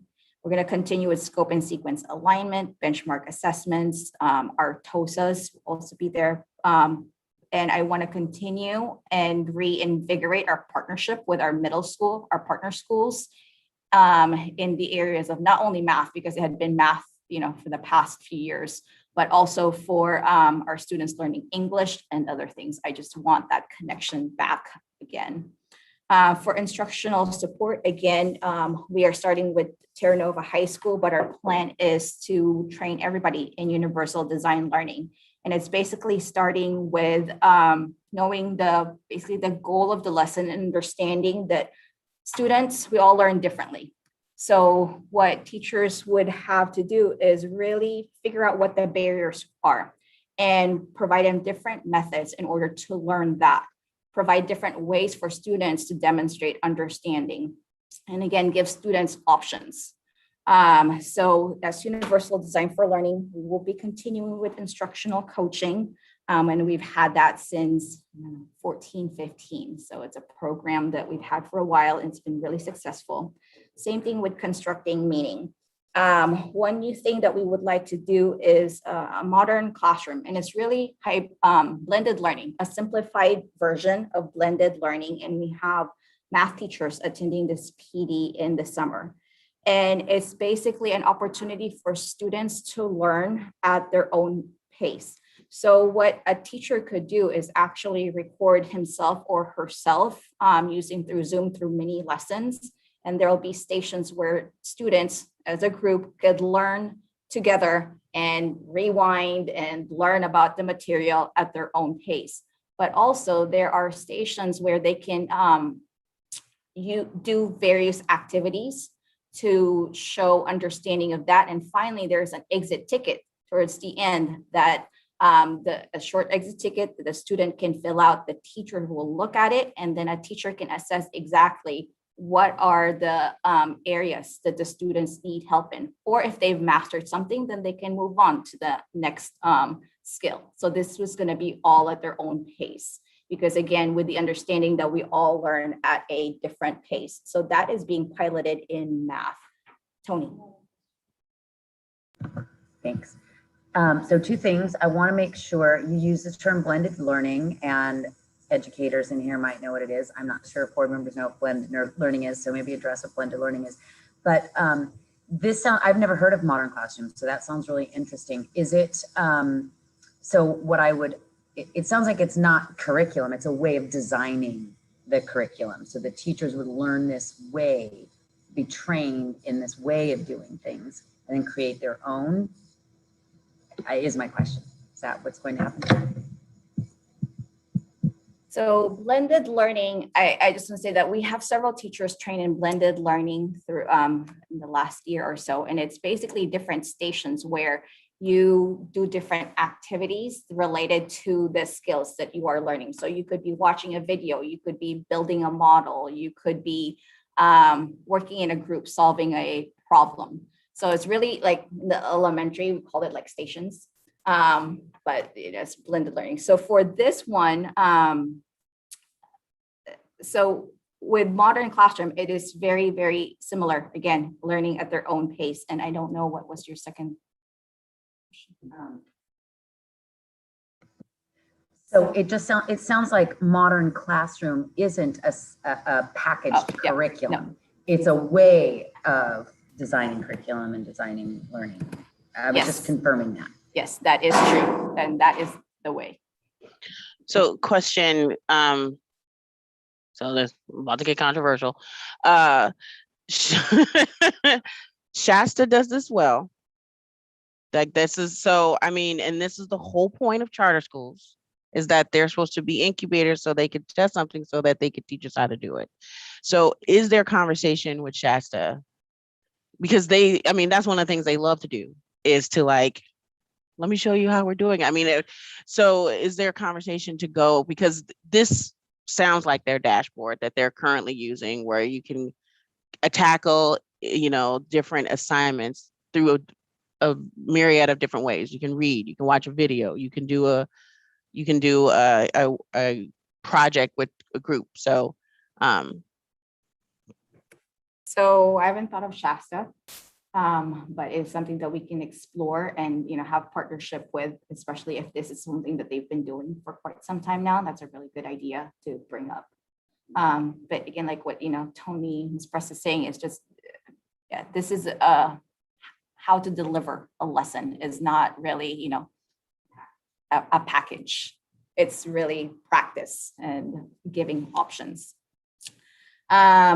The other thing that some of our teachers are exploring is complex instruction, and this happens in math, and it's through Stanford, and it emphasizes really on collaboration and doing group work and real world problems.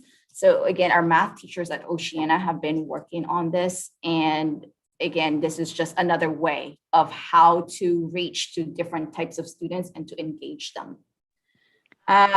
Really quick, just to interject too, complex instruction is being offered a lot by professors at San Francisco State in the secondary credential program. So a lot of our incoming teachers are also really familiar with it, and it's not just math. Like there are humanities-based applications to it as well. So it's good to have teachers in the district kind of supporting, especially for new teachers, something that they'll be familiar with.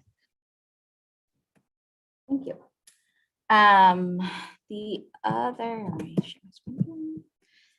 other thing that I put in here is Thornton High School, and one of the reasons why I add them there is because of the CSI for graduation rate again. And some of the actions that Thornton High School is going through right now is that they have hired mentors for students. So they are college, either, you know, we basically hire them as an employee to serve as mentors for our students to make sure that somebody checks in with them. This is facilitated by a counselor. So we also provide sections for counselors to facilitate the mentorship program at Thornton High School. Thornton High School has also started providing night school for their students, knowing that some students, you know, can only do work at night. And also there is a discussion that some of the courses will also be A through G approved, because what had happened again, you know, what's been happening in the past is that when a student enters Thornton, is really hard to go back and be A through G eligible when they go back to their school sites. So courses will also be A through G approved, and that their teachers will be collaborating a lot more with the teachers at the comprehensive high school so that the curriculum is aligned. Special education, I'm going to go over in the special education plan. Again, there's, you know, a lot of accountability and compliance that we do for special education. College and career planning is also a focus. And then dual enrollment and student study team process. So that's basically goal 1. Any other questions about that before I move on? Is there incentive? I mean, like from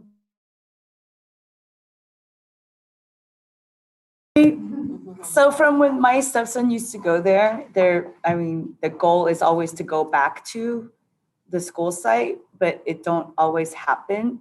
I mean, usually they're like, okay, we're just gonna finish here because so is there encouragement to really go back to the school site, or hey, let's just this is a great environment for you, and let's just kind of get it done here, and you know.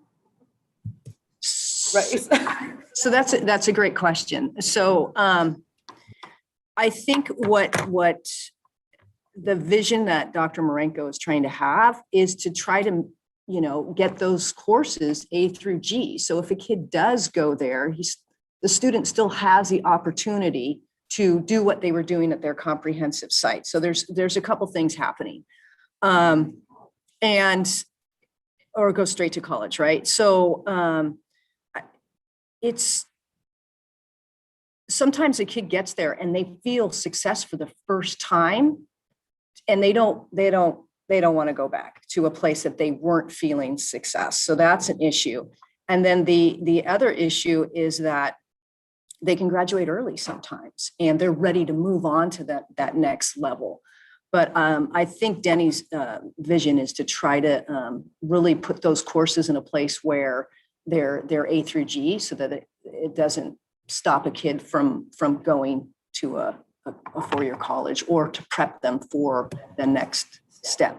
Right. So I'm feeling like it's not necessarily to go back to Terra Nova or to Westmore, but hey, let's just give you the tools that you need here and be successful, and then move to the next level, instead of like, because, you know, like sometimes I feel like, or from my experience, like they're like, okay, I'm going to be here for like this amount of time and make my stuff up, and I'm going to try to go back to Westmore or wherever I really need to be. Because then there's that stigma of, oh, I'm just at at Thornton, but I want to go back to regular school. So again, changing the mindset, I feel is important, right? It's important just to like, that's, I don't want to say like, oh yeah, you're here so you can get A through G so that you can go back to Westmore, or like, hey, this is great for you, the program's working, let's do A through G here, graduate, and then you can go and do whatever it is that you need to do after you leave here, so like, I don't want to turn it, like it's a positive thing to be there, right? I guess that's really the what I would like the students to think, like it's not a bad thing to be there. It's because you get the support that you need, and not like, oh, you're going to be here in the meantime and have that thought of, oh, I still want to like go back to my regular school, so, but just more of a comment, I guess, from what I've experienced. Carla, just a comment. I have to speak for Carla Talcott. It is a regular school. That's what she would say. Exactly. It is a Exactly. regular And I school. want them Yeah. to feel that, To right? have But then that the language fact in of, there. the fact of, oh, I'm going to be here for a little while and I'm going to try to go back to Westmore or, Terra Nova or whatever it is. But the school is just as great as any other school, kind of thing. So I think Doreen articulated it perfectly as far as like they feel comfortable, they got the safe space. right. But one policy that I don't know that could, the back and forth, is it's always been a one-way street. And that I think Dr. Frankel wants to change that. It's been a one-way street. And the whole thing of if they go back to the regular school and they fail a course, I don't know if this is policy or practice, they can't come back to Thornton. So that's, so that was. Ms. Presta? Thank you. I just want to say that it is really to not close doors for students. That's the thing. So whether they go back to a comprehensive high school, whether they go on, we want them to have options so that when they leave, they can do whatever they want to do. And their high school experience hasn't sort of cut them off from a path. That's what it's about for me. And so my comments on this is I'm glad that these conversations are happening. When Ananda went there, I did feel like a lot of that was just busy work so she could get credits, but I don't know if she continued to learn a lot.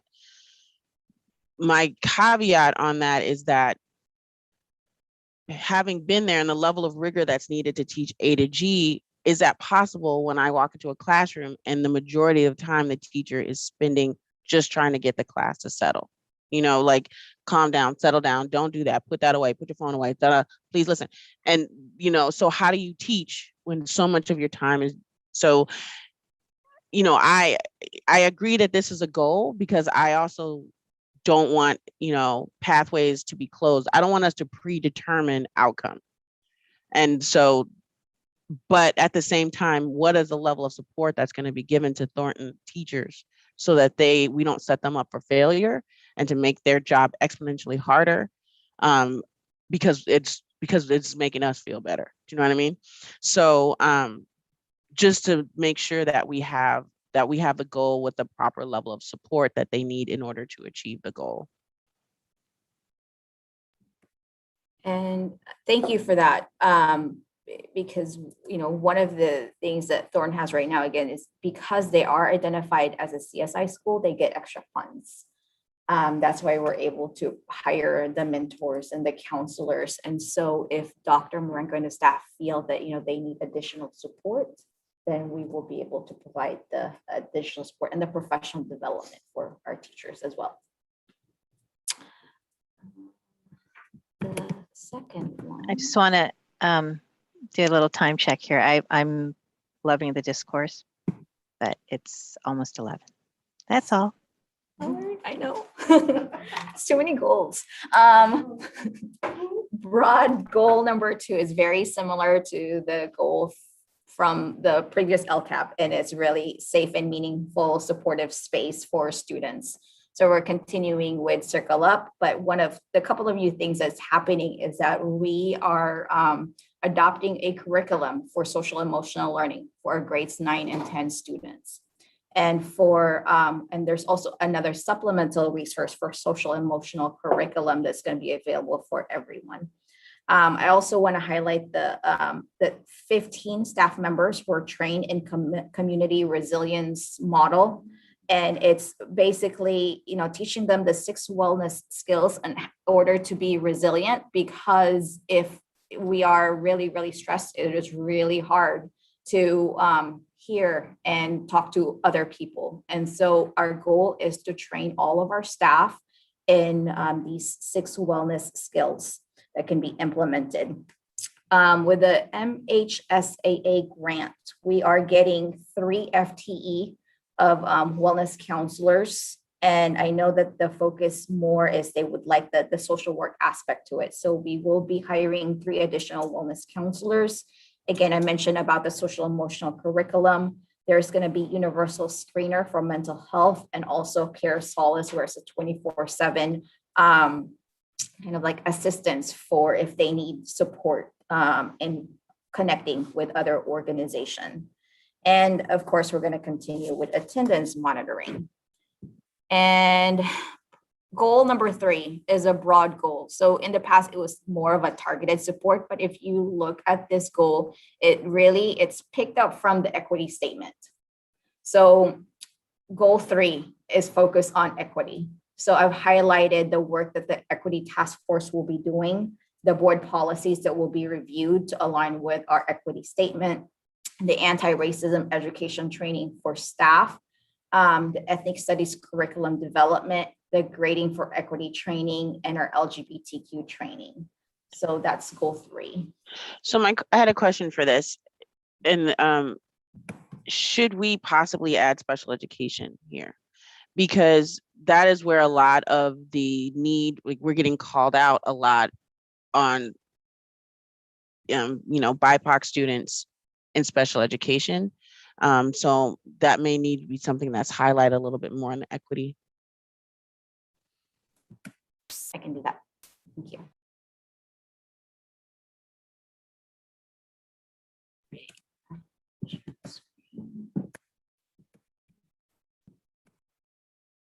And then proposed goal 4 and 5 and 6 are actually more focused goals. So this one is for our students learning English. And what we really would like to see is increase their college and career opportunities for students learning English. And we picked the CCI indicator because there are multiple ways to be proficient for college. And so we would like for students to go through some goal setting on what they want to do, implement integrated and designated ELD in all of the classrooms, provide ongoing professional development to our staff, have more access to A through G courses and CTE courses for students with students learning English, because CTE is actually probably one of the hardest courses that our students learning English can access. And so we have actually spoken with Skyline, and they are willing to provide peer tutors in the classroom that speak a different language and to help our students be successful in the CTE courses. Provide mentors, and of course, we have to monitor their progress at all times. The other goal for the ELD program is we want parents to feel like they are connected and they are part of Jefferson Union High School District, especially our immigrant families. And so what we would like to do is have an intake process starting all the way from enrollment into when they are in the classroom, and that they feel supported and their hands are held and they have everything that they need to feel like they are part of our district. So with this, it's going to be actually a local measure that we're going to do. We want to create a survey and have them fill out like a satisfaction survey from when they enroll their students all the way to when their students are in the classroom, because we want to be able to support that. And then finally, goal 6 is, I will add the special education, but I want to also call out the graduation rate as a SMART goal, because that has been an issue for many, many years. And I wanted to include some of our special education plan. Again, we have to monitor the grades, credits, and placement of students with IEP. There needs to be an increased collaboration between gen ed and SPED. One of the issue that I ran into as far as LRE is the standard calculation of minutes in SAI. So we are standardizing that district-wide because it was different for each of the school sites. Least restrictive environment where they spend their time in gen ed. SAI, specialized academic instruction minutes. And then again, universal design learning training. We will also, before the end of the school year, we will have a community advisory committee for special education. We have not had that since I've started here, and that is one of our goals, is to have a group of people, that is advocating for students with IEP. Again, increased partnership with Adult Transition and Skyline. For significant disproportionality plan, we need to train our staff in the multi-tiered support system, training on implicit bias. Doreen talked about the discipline matrix, and I also included the ethnic studies curriculum development because that had been brought up a lot that during our meetings, that our students do not see themselves in our curriculum. And that had been suggested many, many times. So I added it for our significant disproportionality plan because I want to make sure that we put dollars, specific dollars into this work. Also, hiring diverse staff is something that they had mentioned so that it's more representative of who our students are. We will also have some mentor program. We need to polish up our 504 handbook and then social emotional curriculum training. And then finally, our maintenance goals is, our goals that we've had in the past, and we're just going to continue with that. So teacher credentials, clean and well-maintained facilities, standards aligned textbook, regular communication. I think Ms. Press is doing a great job communicating with our families. So we're going to continue with that, our student advisory board, and then allocate funds to our sites as well. And that's pretty much it.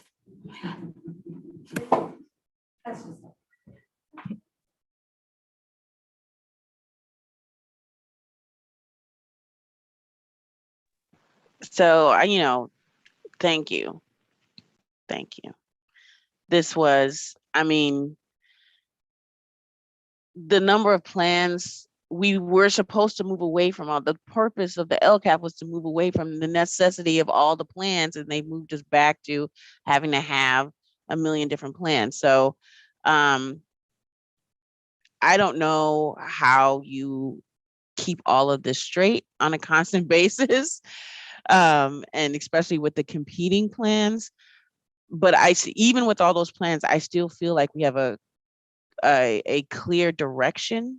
So that's really a testament to all the work that you've done. So I'm eternally grateful, Ms. Baca. So thank you.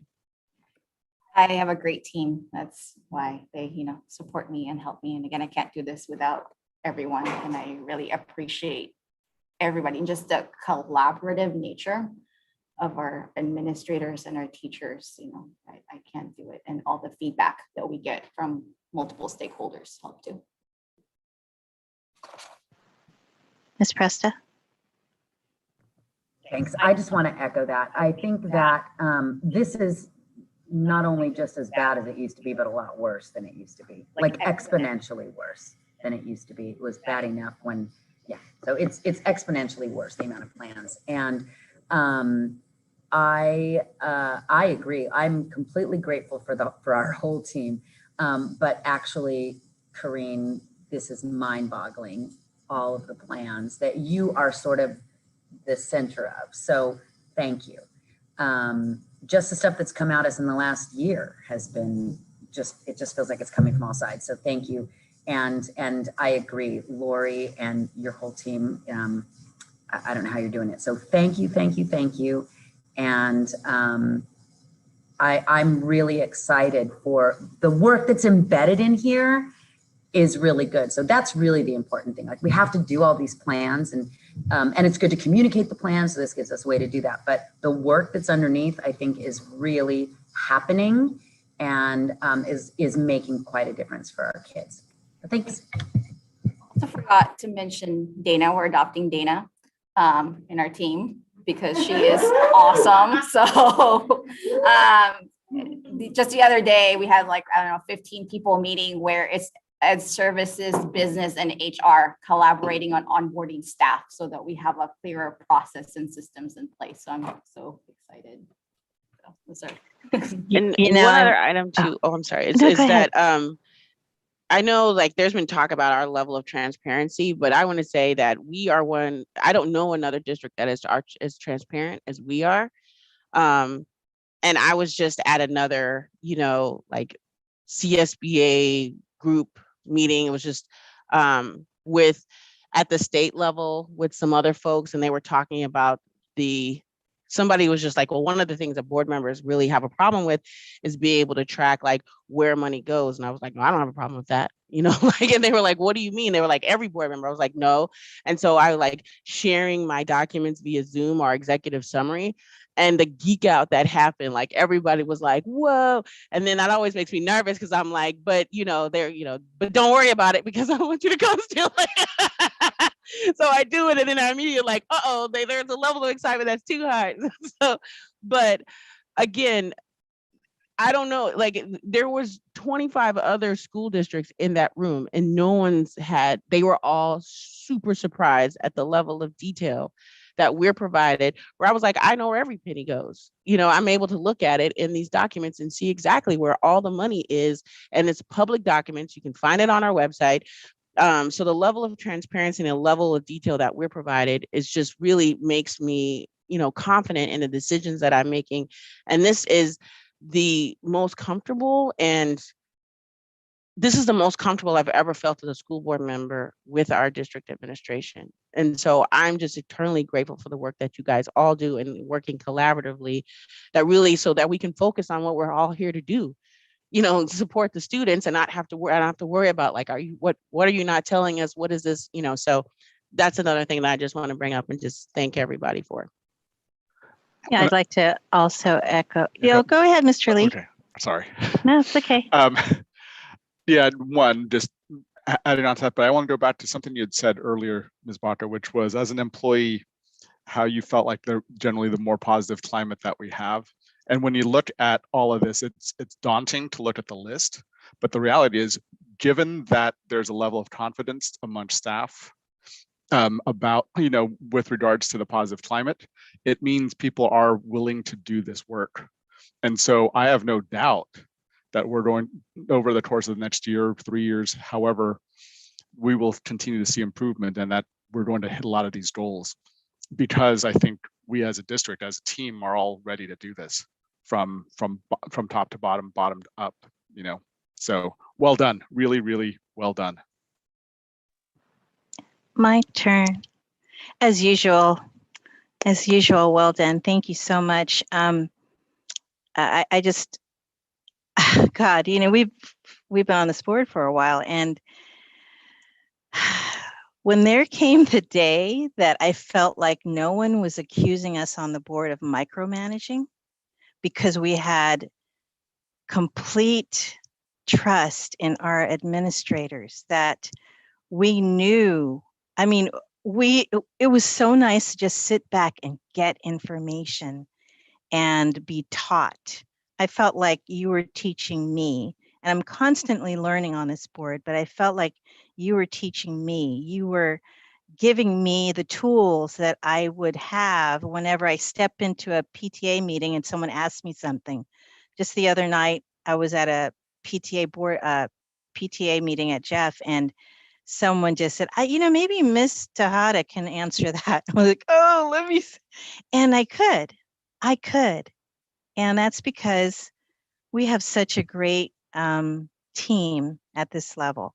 And when I look at this presentation, it's not just words. It's the thought, it's the devotion that goes into it. And it's not empty. It's not empty because you could see how well thought out it was.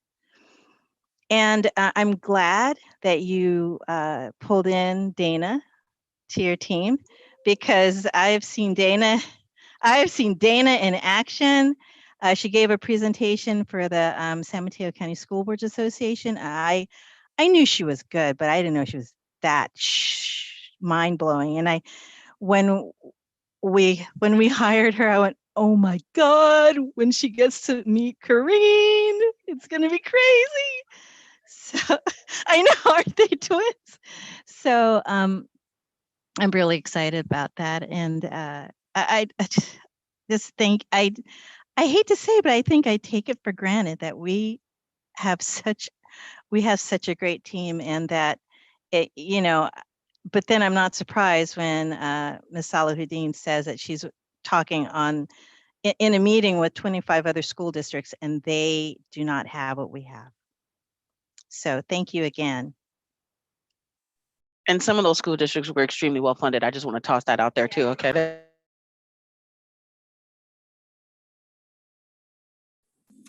Do we need a break before we move on to budget? We do. Mr. Ochapenti has sorry. his hand raised. Yeah, I mean, while we're at it, I just extend my thanks as well for all the work ongoing. I do want to note too, I mean, this is not the first solid LCAP. I feel like, of course, Ms. Baca and everybody, district's been doing a lot of work ongoing, and Dr. Loria as well, and Superintendent Presta, you being with us in transition even through that. So you've seen all this. And so just my continued appreciation. As a teacher too, I just want to say, when we're talking about all these things as plans, there are a lot of plans, you're absolutely right.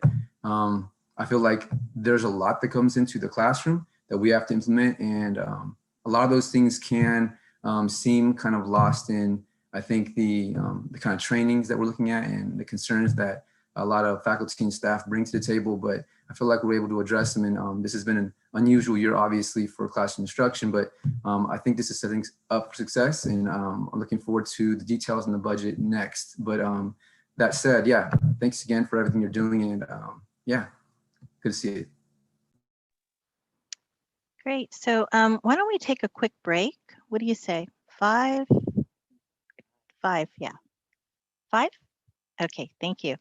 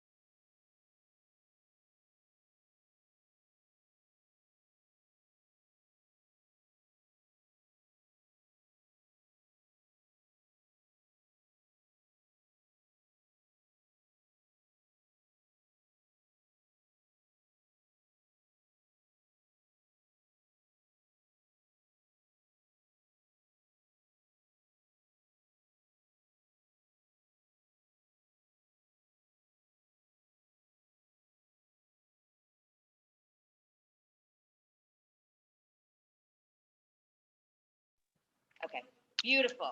Okay, and we're back.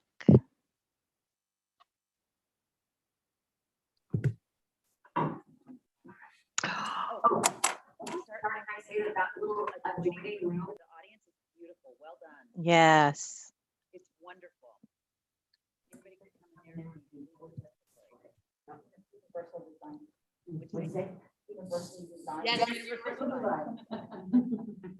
All right, so I am going to try to be quick as we need to be. Because we've already done a lot of work with budget this year. So we were worried in the beginning of the year that there might need to be some cuts because we were concerned about our tax revenue coming in and what levels that would come in. As we did this process with the budget committee, we learned that the tax revenue was coming in at a level that would allow us to not have to make drastic cuts. And so that was the report we received from the budget committee that affirmed that we don't have a lot of frivolous things that we're spending money on. Actually, we have like no some frivolous things that we're spending money on. And that we had some unfilled positions that we decided not to fill. And that was really the only recommendations from the budget committee, aside from a reduction in administration at Westmore. And then we had our first interim report in our January work study where the board was able to dive deeper into the budget committee's recommendations. And then that work was incorporated into the second interim report. So now we are having our April budget work study. And I've been giving you a little bit of updates in the weekly recap as information comes out because things around the budget are changing very quickly. We'll have the governor's May revision, I think by the 15th of May. Then we'll personally, or our district will have our LCAP and budget hearing on June 1st with the adoption on June 15th. And the state adopts their budget by June 15th as well. So we have to adopt not knowing the actual state allocations, and that's then incorporated into the next first interim. So that's kind of the way that the cycle works. The assumptions from our second interim report were that we were going to make those reductions that we talked about in the January work study, not any cuts, just not filling some unfilled positions. That we anticipated moderate tax revenue projections. At that time, we were projecting 2% per year. No increases to compensation as of yet, and only minimal increases to health and welfare benefits. What I have included in this new projection is that we have improved tax revenue projections. So for this current year, we thought we were going to have about a 6% increase. And we just on, I think it was April 6th, got a new projection from the county assessor's office that says it's looking more like 7.4%, which is about a $650,000 increase above what we had projected at second interim.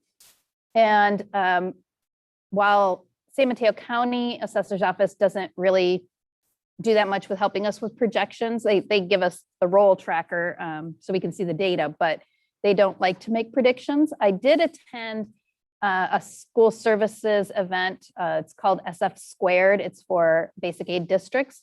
And they had the Santa Clara County assessor there who was more willing to kind of talk about the climate and what they're seeing.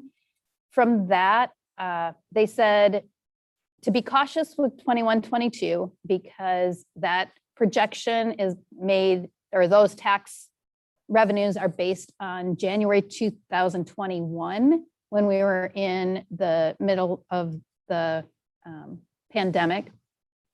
And so to be cautious for 21-22, but then after that, it seems like things are really, we're not seeing much of a slowdown in housing sales, in housing assessments of value, so that moving forward for 22, 23 and beyond, that we should be able to project our typical increases. So you can see that it is a volatile, from this chart, you can see that it is a volatile system. And so while the 10-year average is 6.1, there are not that, there are just as many years below that as there are above that. And we have to make sure that we're planning cautiously. So I have set a projection of 3.5% for the next 2 years, which is higher than we had originally. Like I said, I was projecting 2% because we didn't know what the pandemic was going to do to the economy. So I have revised those up. And in addition, we're always getting new STRS and PERS projections. They have increased the STRS projection now and decreased the PERS by just a little bit. As you know, that's the retirement system and how much we have to contribute for our employees' retirement funds. The projected COVID relief funds are all reflected in this new projection that I'm sharing with you today. We didn't have them all in second interim because we were still figuring out what we were going to be getting. And then the last thing that's incorporated new is that there is a drastic increase in unemployment insurance rates due to the pandemic, and that's legislated. So there's not really anything that they can do about that. It's going to be what it is. And I think later I show you the actual numbers. So one thing that I always like to share with you is the gap between what we anticipate receiving in LCF, what we would have received in LCFF funds if we were not community funded. So if our taxes didn't exceed the state allocation. So the yellow is the state allocation, the gray is what we're projecting in property taxes. So the gap is around, between 16 to 14% projected between this year and the coming 4 years or 3 years. So if you remember, we need to, in our budget for 21-22, we need to show that we're fiscally solvent for the current year, which is 21-22, the budget year, as well as the following 2 years. So that's why I'm including all the way up till 23-24. That's what we'll have to include in our budget. The COVID relief funds that we are showing that are included in the multi-year projection now. So for 2021, we're projected to receive about $4 million, and we are projected to spend about $3.3 million, and we'll have some that can be carried over to the next year. So that's on all the things that Ms. Baca was talking about that we have spent the money on this year. So for the next 2 years, we'll receive more funds.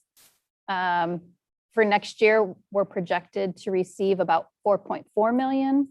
And then there's a 3 million amount that is from the ESSER 3. It's like the latest federal funds. That one is only an estimate, and it might come in 21-22 instead of 22-23, but it won't. We already know it won't need to be spent until the end of 22-23 school year. So all of the funds have different expiration dates. The ones that are going to expire in 21-22, I have budgeted through to be spent in that year, and then the ones that can carry over and be spent by the end of 23 school year is listed there. And there are no funds that are projected to be able to be used past June 30, 2023. That's the deadline for all of them. So the amounts that I put in the expenditures for 21-22 and 22-23 are just placeholders. I did not do a careful analysis. I kind of looked at what have we been spending and what might we need, and I kind of thought about it, but those are just placeholders. And as Corrine mentioned, we need to do a plan for a good chunk of the money in 21-22. It's, I think, about 3 million that we need to plan for out of the 4.4 million that we're receiving. And so we'll be talking with you about how that money is going to be spent. But just to get it into the multi-year projection, I put it in these areas.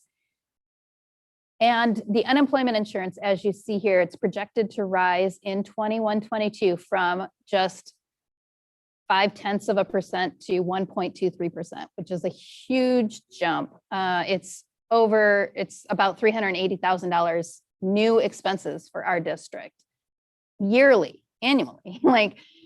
So what we've been told is we can use COVID relief funds for this expenditure. So that's why I put in salary and benefits over $1 million for 21, 22 and 22, 23, because I've embedded that 380,000 in those 2 years in salary and benefits to come from COVID funds. And hopefully by the time we reach 23, 24, it will go back down because fewer people will be on unemployment. But it's literally based on how much unemployment money went out. That's legislatively how much they have to charge employers. And so one thing the governor might consider is giving us some one-time funds to cover that increase. So if he does that, then I can free up more COVID funds for something else. Any questions about that before I move on? Okay. So here's the multi-year projection with all of those assumptions that I just went over. You can see that for 2021, which is the current school year, I have us projected to end with 8.5% reserve. And then with the assumptions of 2% increase in tax revenue for next year and 3.5 for the following 2 years, not including any increase in salary at this point, this is what our projection would look like.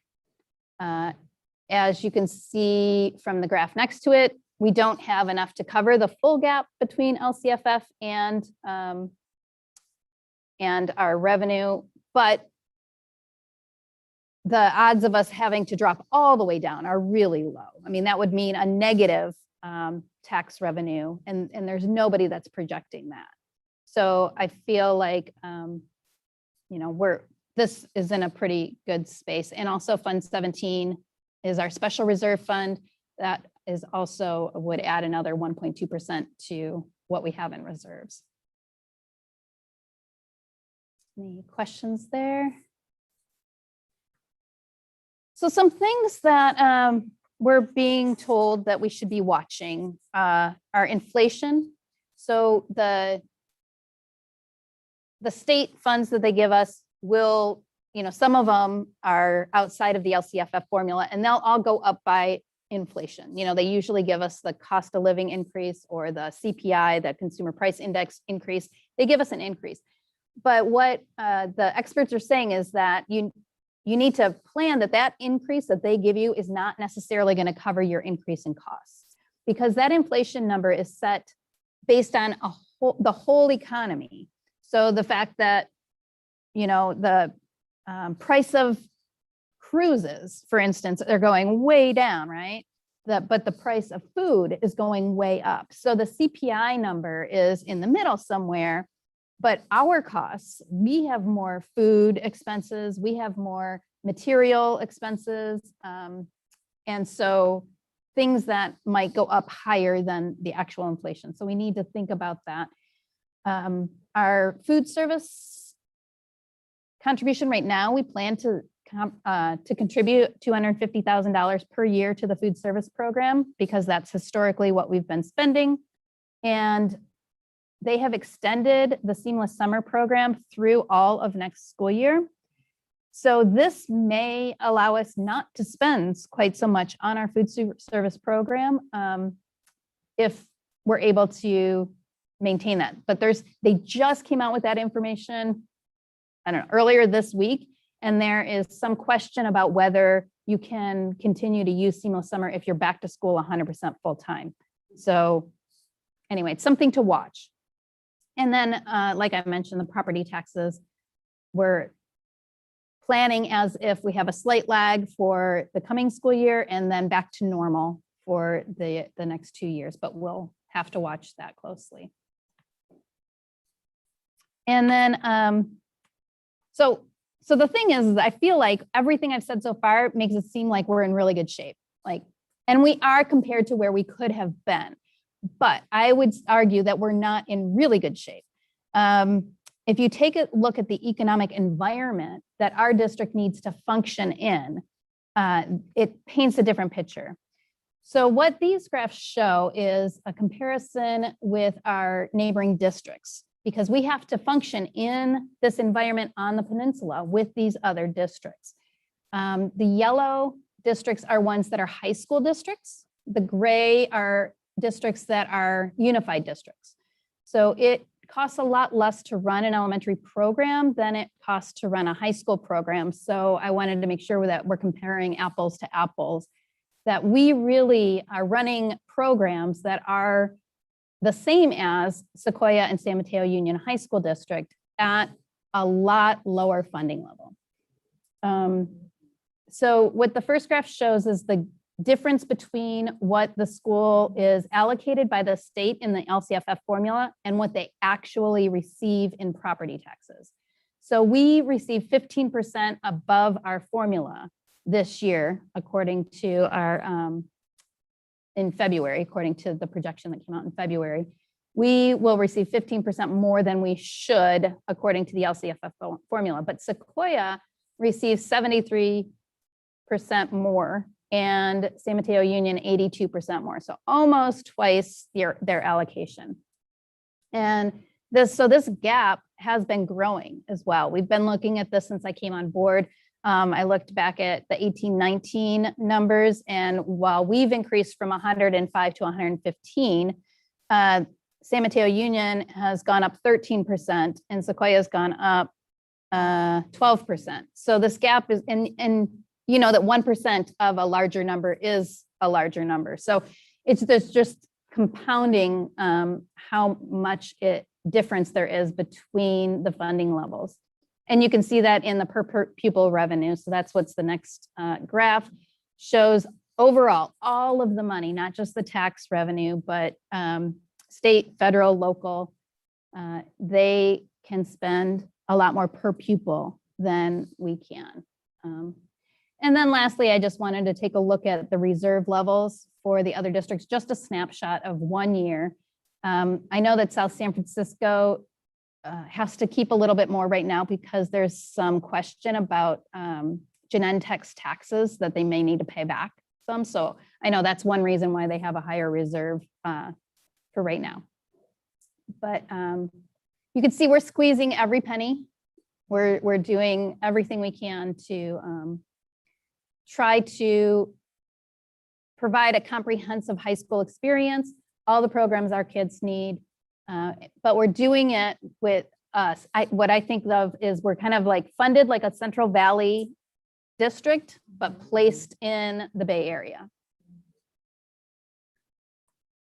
And so to just show what the impact of that is, you know, really high schools, there are certain things you need, right? You need a registrar, you need counselors, academic counselors, wellness counselors, you need sports programs, et cetera.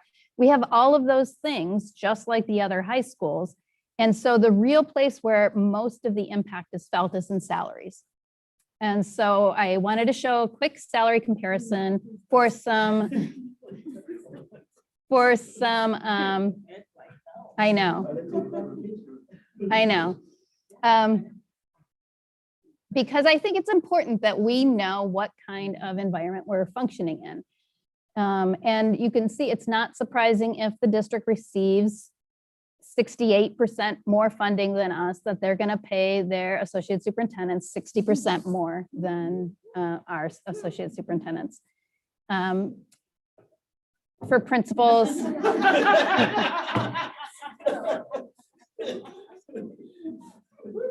I'm trying to do this for all of you guys.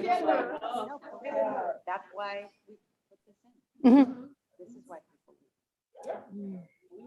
And so, you know, a note with the teachers, because they are able to offer more money, they also do require some more. They have 187 teacher days rather than 182. They have a 7.5-hour day rather than a 6-hour day like we do.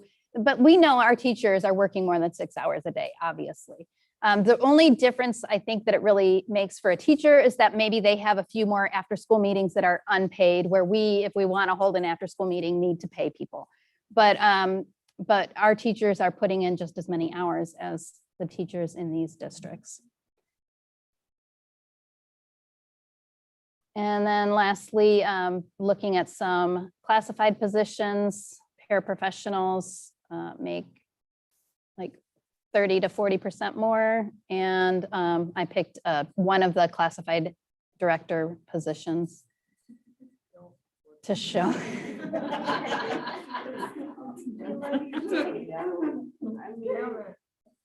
We really love you, Jane.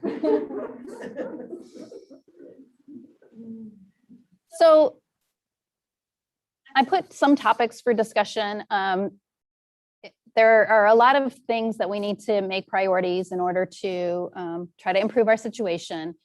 Maximizing efficiencies, we've looked, through ever since, really since I've gotten here. Both the new superintendents, when they came in, said, we need to do a big budget study. We did it twice while, those new superintendents were there. We have done internal studies, we've done external studies. The bottom line is we are doing the best we can with what we have.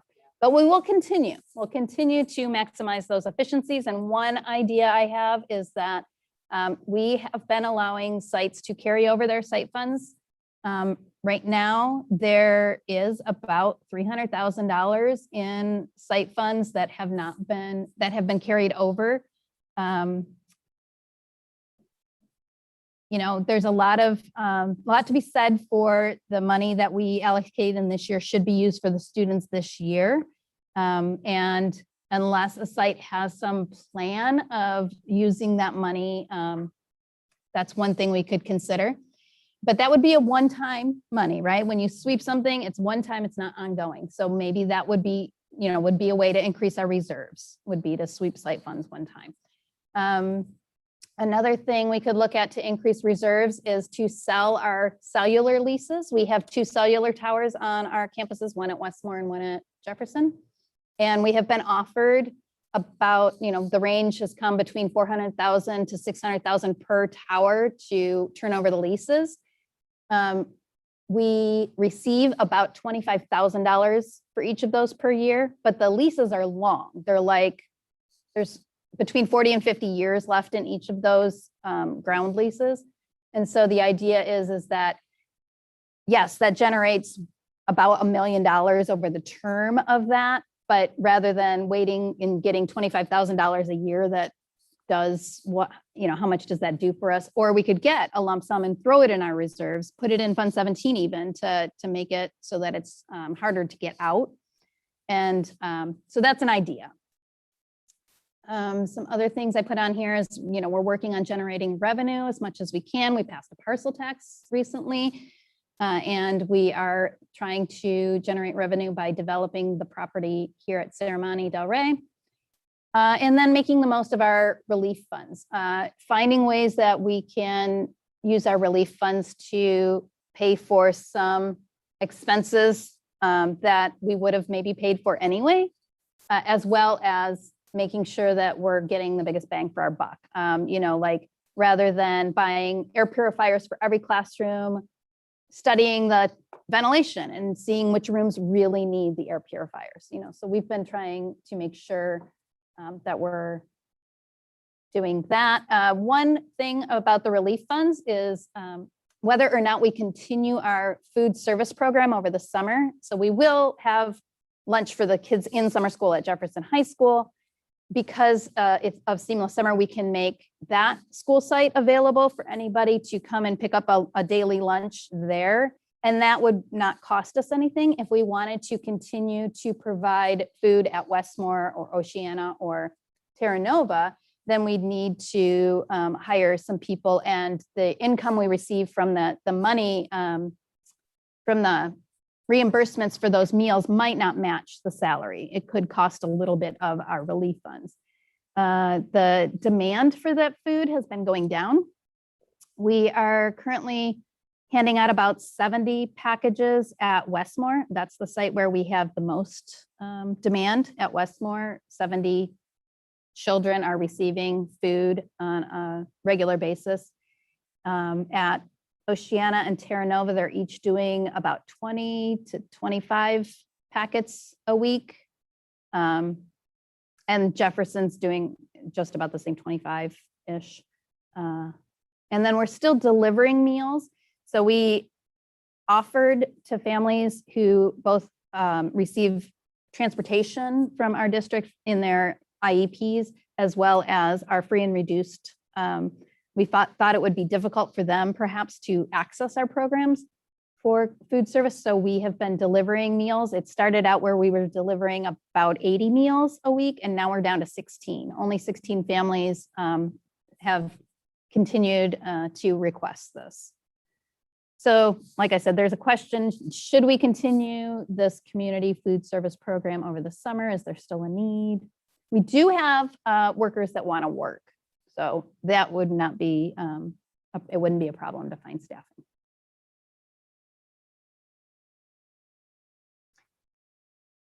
So any thoughts, questions, comments, concerns? I just want to say that you're a miracle worker, and I appreciate you very much. That you can squeeze blood out of stone is phenomenal, and given the climate and the resources that we have. So I just want to say that I and we as well definitely appreciate you, Ms. Vanderwerf. That's all. Thank you. Nick? Yeah, thank you for the presentation. Yeah, it's good to hear that, we were kind of underestimating, play it safe, and seeing where the state has come through with some funding, of course, federal government with COVID relief as well. Yeah, I noted that Governor Newsom approved $2 billion for summer school. And so I'm not sure how much of our district, will be receiving, if that's been allocated, but looking towards the May revise and looking forward to that, I think I'll be looking forward to whatever else we can, I guess, project moving forward. But I do have a few questions, and one of them was around food. I'm glad that we are obviously still providing it and looking at the seamless summer, having that available. I know last year we did a lot of heavy lifting with providing support to the county, of course, in our community, where we don't necessarily get the reimbursement. I guess my first question would be, are we looking to the city and county if we're seeing, the maintain levels of unemployment, or is people, even though our numbers are dropping in terms of people coming to get the food and support, that might rise again this summer, we're not sure. So that's my first question is, will we be looking to other, I guess, entities to help support that, the city and county, or even the state level? The second thing would be, Hold on. I'm sorry. Can I just answer one question at a time, because I get kind of lost. So we do have resources listed on our website for what the city and county and other food resources are available. But as far as a school lunch program, we're the only ones that can provide that. The city and the county can't access those funds. If that answers that question. Okay, yeah, that helps. I was to say too, in terms of like the work with Second Harvest and how they're doing that. Maybe is there any way that we'll be coordinating with them over the summer to help make sure that if there's extra food that families need, that we can provide that way?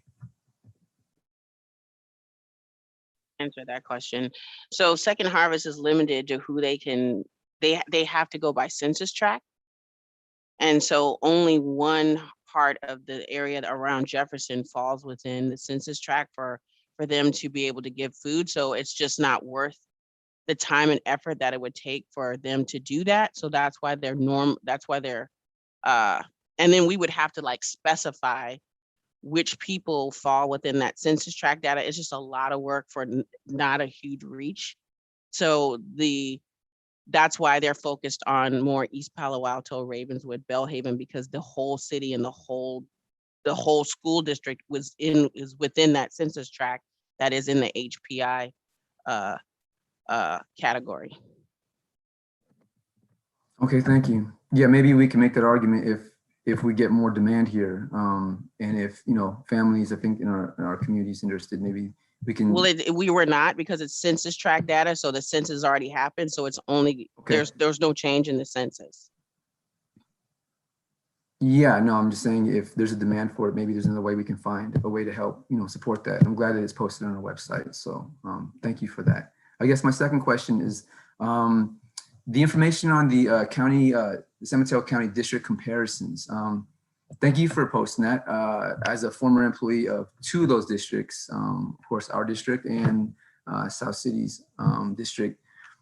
I feel like those disparities have continued to exist and need to be pointed out, not because they're an obvious fact, but because we're not going to be able to address some of those gaps because, not just because the way the economy is structured the way it is, but because San Mateo County has underlying inequities in terms of real estate, obviously, in the way our state law is structured, and just funding, right? We're not in control of that. But I do think it's notable that, those things are also not apples to apples.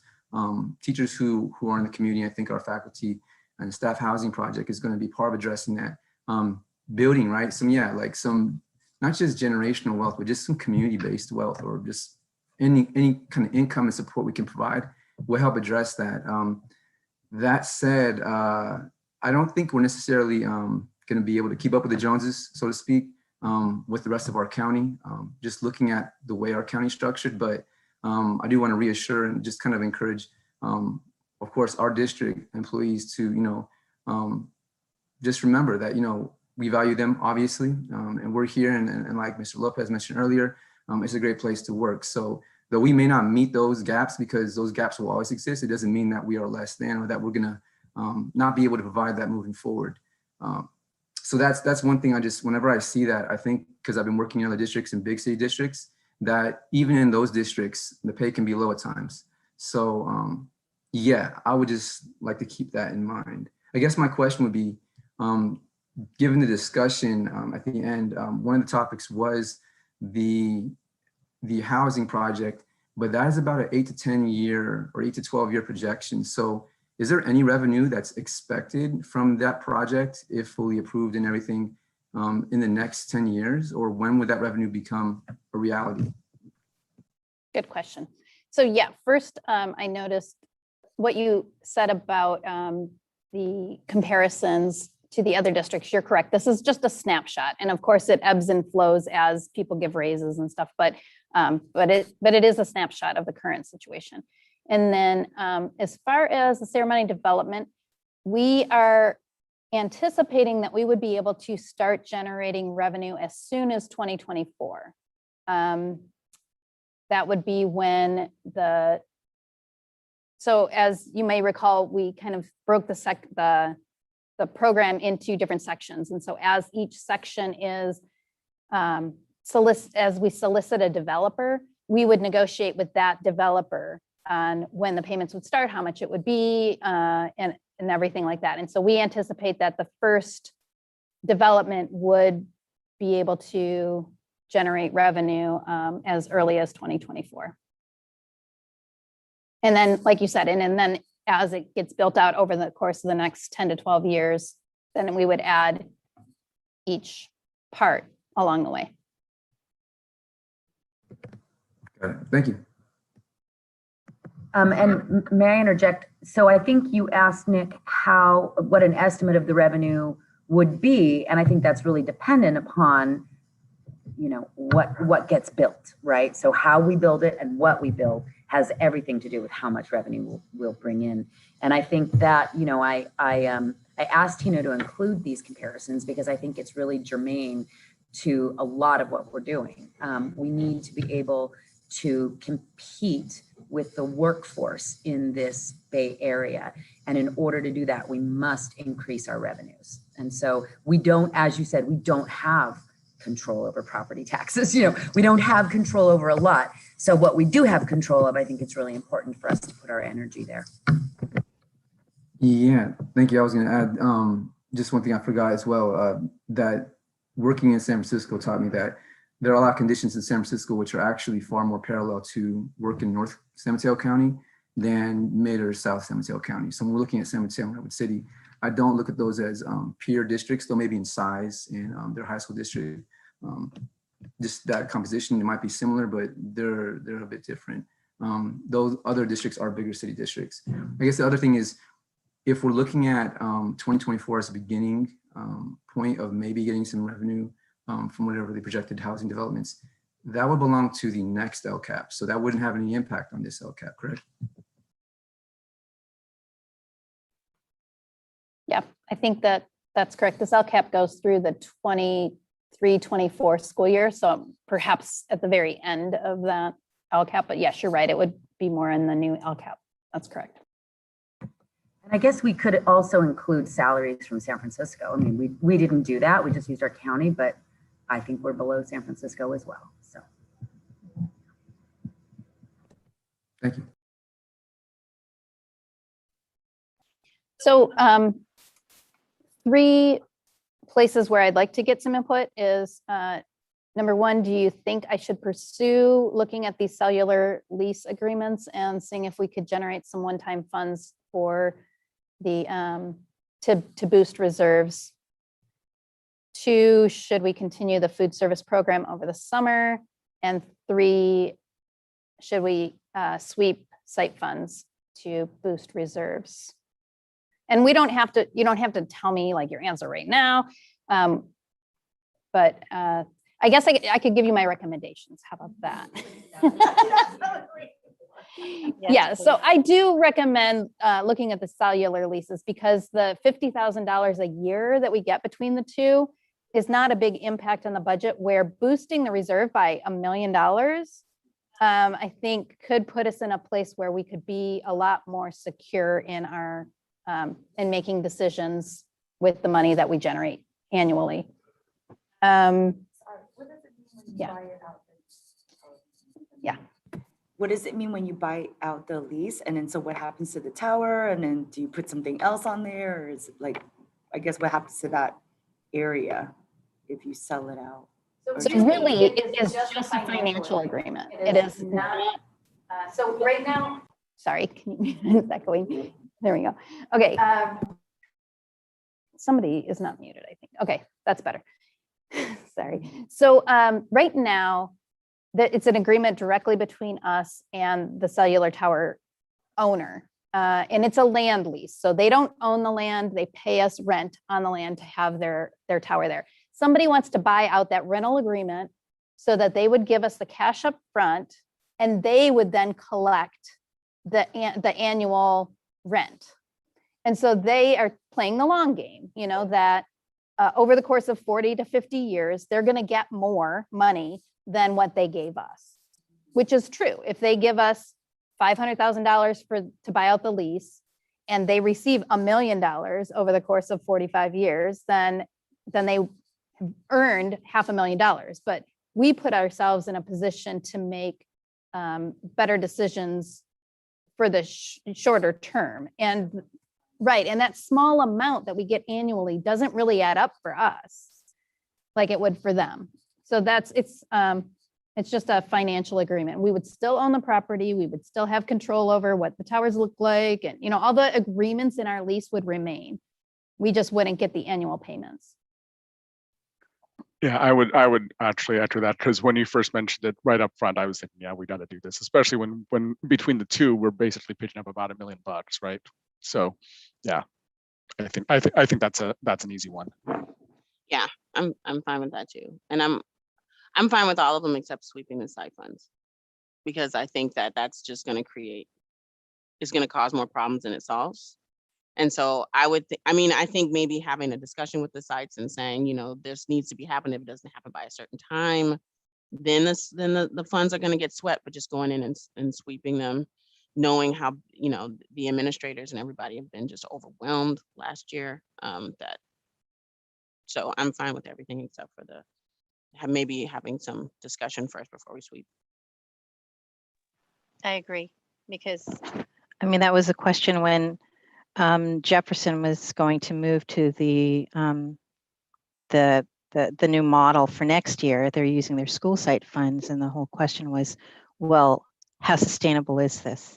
And will the district, you know, take some of our money away?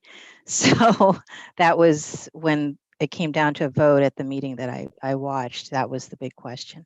So yeah, I'm really hesitant about that, but definitely cell phone towers. And but continue with your recommendations, please. So thank you. Yes. So cell phone towers, we'll go ahead and explore that. It's not going to happen overnight. We'll all have to come through the board as I work on the negotiations and things like that.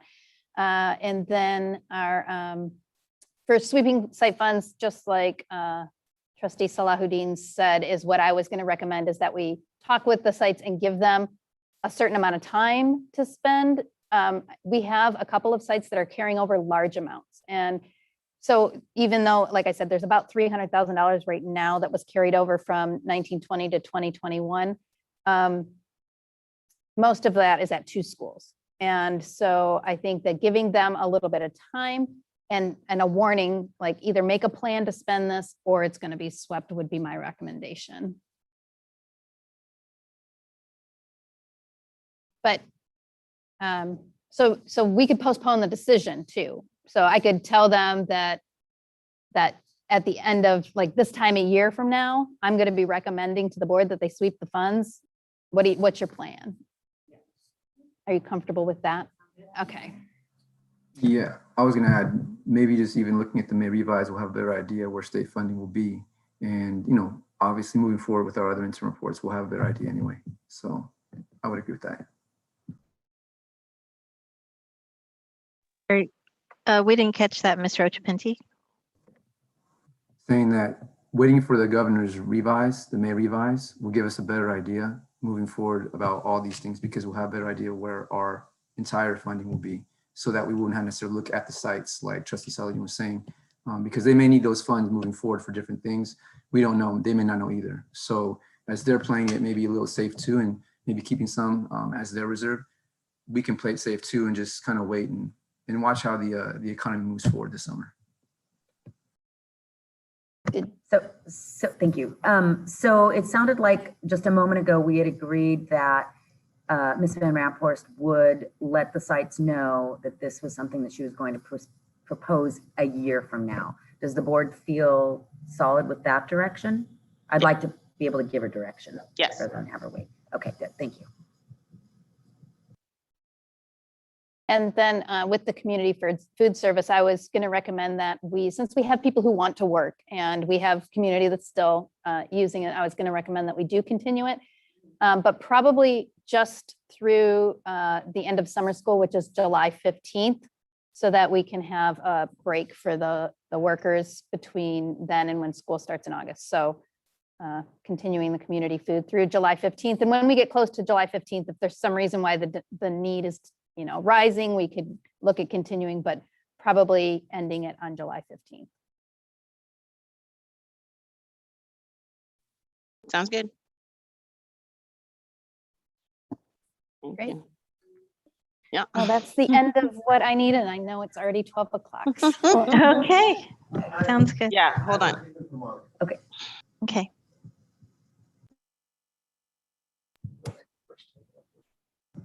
Unmute yourself. While you're looking for Can your you statement. hear me now? Oh, yeah, okay. Okay. Hello, board members of the board. Because of my commitment to volunteering at the Jefferson Food Bank, I'm unable to present. Asked me to represent the union and read the following statement. Thank you so much for the presentation about LCAP and the budget. I noticed that one of our LCAP goals that has yet to be met is the retention rate of staff. We knew that our pay rates were well below the other districts in our area, but I was shocked to learn just how much lower. I was also scared to share this info with the public. To help remedy this dire situation, the union fully supports the district maximizing the development of Serramonte Del Rey site to generate funds to meet the needs of the students and staff. More than 10 years ago, this was the idea that was articulated by our former AFT president, Mike Nemeth. We, the union, have been included in the plans and the ideas about SDR, about how SDR will be repurposed.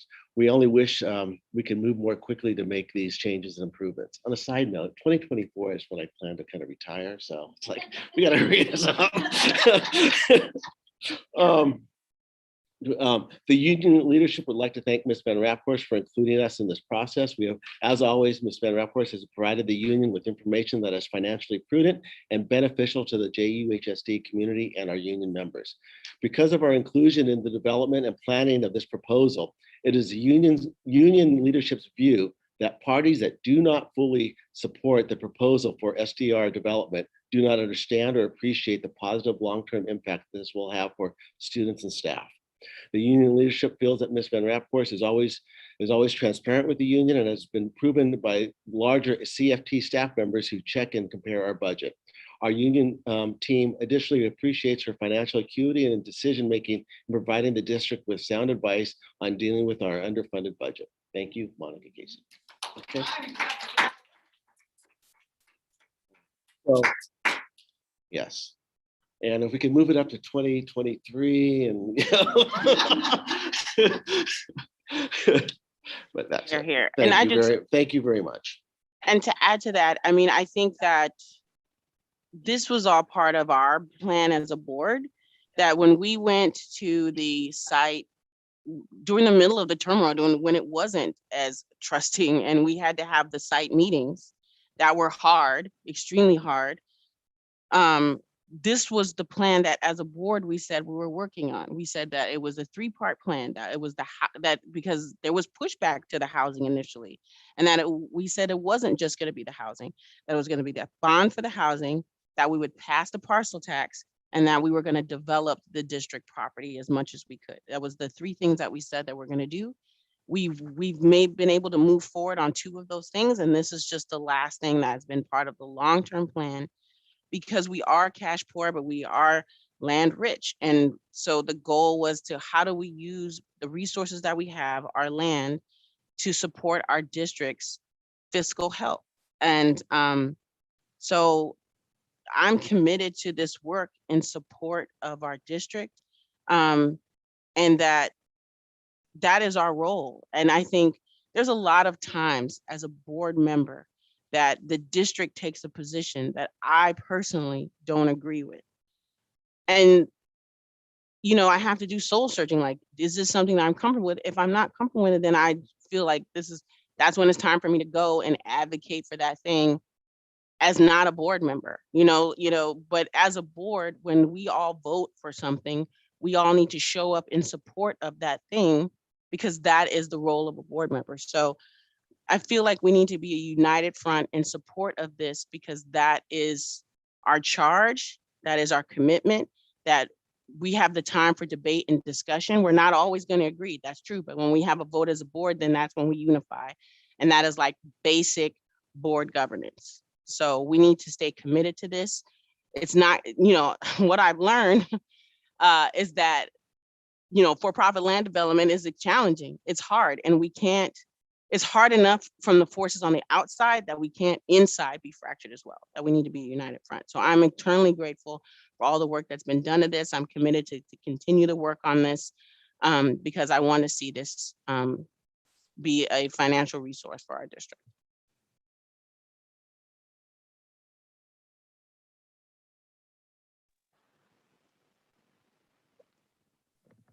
Mr. Ochapente. Yeah, thanks. So just in response to a statement by Ms. Casey, appreciate her involvement and investment in this. I would say 2 things. One, in terms of addressing all parties that are not in line, let's just be clear. One of the many people in our community who do not fully agree with the way we are moving forward with developing the rest of Serramonte. I am in full support, obviously, of the faculty and staff housing project. There's been a long-term discussion around developing the property.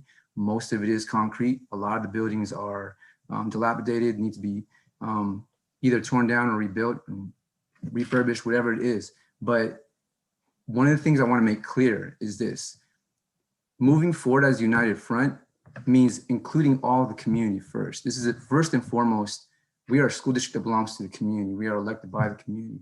And to just respond to, you know, the fact that we are, as a board, all have different opinions. Those are opinions based on information. If I'm not provided information to work based on, I cannot make a sound decision. If I can't see a contract on another site, you know, if I can't see information in regards to what's being done on our site in terms of Serramonte, we have a garden which was approved by the county, though not by a board, as a community garden. It is a disputed issue. Many people would like to look the other way and just say, hey, just a garden, but that's really disrespectful. I think our Grizzlies Go Green and all the Go Green clubs at our schools have worked really hard to highlight the issue of climate justice and the kind of work we need to do in our community around green spaces. It is not only an opportunity, but a responsibility and a charge that we should all be committed to for the long-term sustainability of our community, not just financial revenue. And understandably, we are a very poor district. I know, because I used to work with the district. I've worked in some of the lowest income districts and jobs in the Bay Area. So you don't need to explain to me as an educator. But I will say this, as a union member and somebody who went on strike with Oakland just not 2 years ago, right? We fought really hard to highlight these issues because Oakland's having a lot of these issues and they are low paid, extremely at times. And we see the turnover there in communities that are hard hit. So it's not something I think we need to think about in terms of unification and a united front. When I think united front, I think of something more along the lines of moving with ethnic studies, the kind of movements we've seen in civil rights. But when we talk about voting as a board, we don't need to vote all as a united front on every issue. This is democracy. So if I don't agree with some part of the project or I'm not being heard or the community is not being heard, it should be heard here. If we have members of our indigenous community advocating and saying, we need to do something a little bit differently, we should be listening. And I want to intone that everybody should be thinking about these things carefully and not marginalizing anybody in our community, even a board member, but I will stand up and advocate every time if I need to. And so don't take that as it's been labeled as a personal attack or that it's been kind of some kind of dissension. That's disrespectful. We're all board members. This is democracy. And this is how we do things with our community, inclusively. So I look forward to those discussions and an actual community input session. And so as a future agenda item, I will bring this up later, but I am glad we are bringing it up and talking about it, but I will encourage everybody to have a real and open discussion about it with genuine information in a timely manner and transparency. Thank you. So I want to clarify, I didn't say we have to vote united as a board. We all have independent votes. You can vote any way you want. But I'm saying when we do vote as a board and the majority of the board votes to support something, you give up your right to then stand up in a public meeting. Yes, you do. Please look up the governance. Please look up the governance. We can provide the governance in a governance meeting, but you give up your right to stand up in a public meeting as a board member and oppose the district. That is a core tenet of a board member, that you can disagree with the board, but once we all vote, then you are, as a board member, get in line. If you find that you need to fight for environmental things, I fully in support fighting for the environment, advocating for the environment. And I would say, join that board, join a nonprofit that is about supporting the environment and do it that, or speak at a meeting as a private citizen, but you can't represent the district in opposition to something that as a board, we have all voted to support. And again, if we could just find the governance on that so we can share it as a district, I mean, that would be great. I can help pull it from CSBA as well. The other part of this is that we have all been provided saying that you're saying don't take this as a personal attack, but then you're also in a public meeting for a city council saying that we hid video, saying that which is not true. And so how, Ms. Van Raphorst has been in charge of all the publication of documents. So you're saying that it was implied that it was intentionally trying to hide something, but then you're saying, don't take that as a personal attack, that you're intentionally trying not to be transparent. Those two things are not, I don't see how you gel those two things. And again, if there is a problem, I don't understand why you can't, again, I have multiple times tried to call you, to talk to you about these things. You would rather go to a city council meeting and do it there instead of calling and talking to anybody on your board.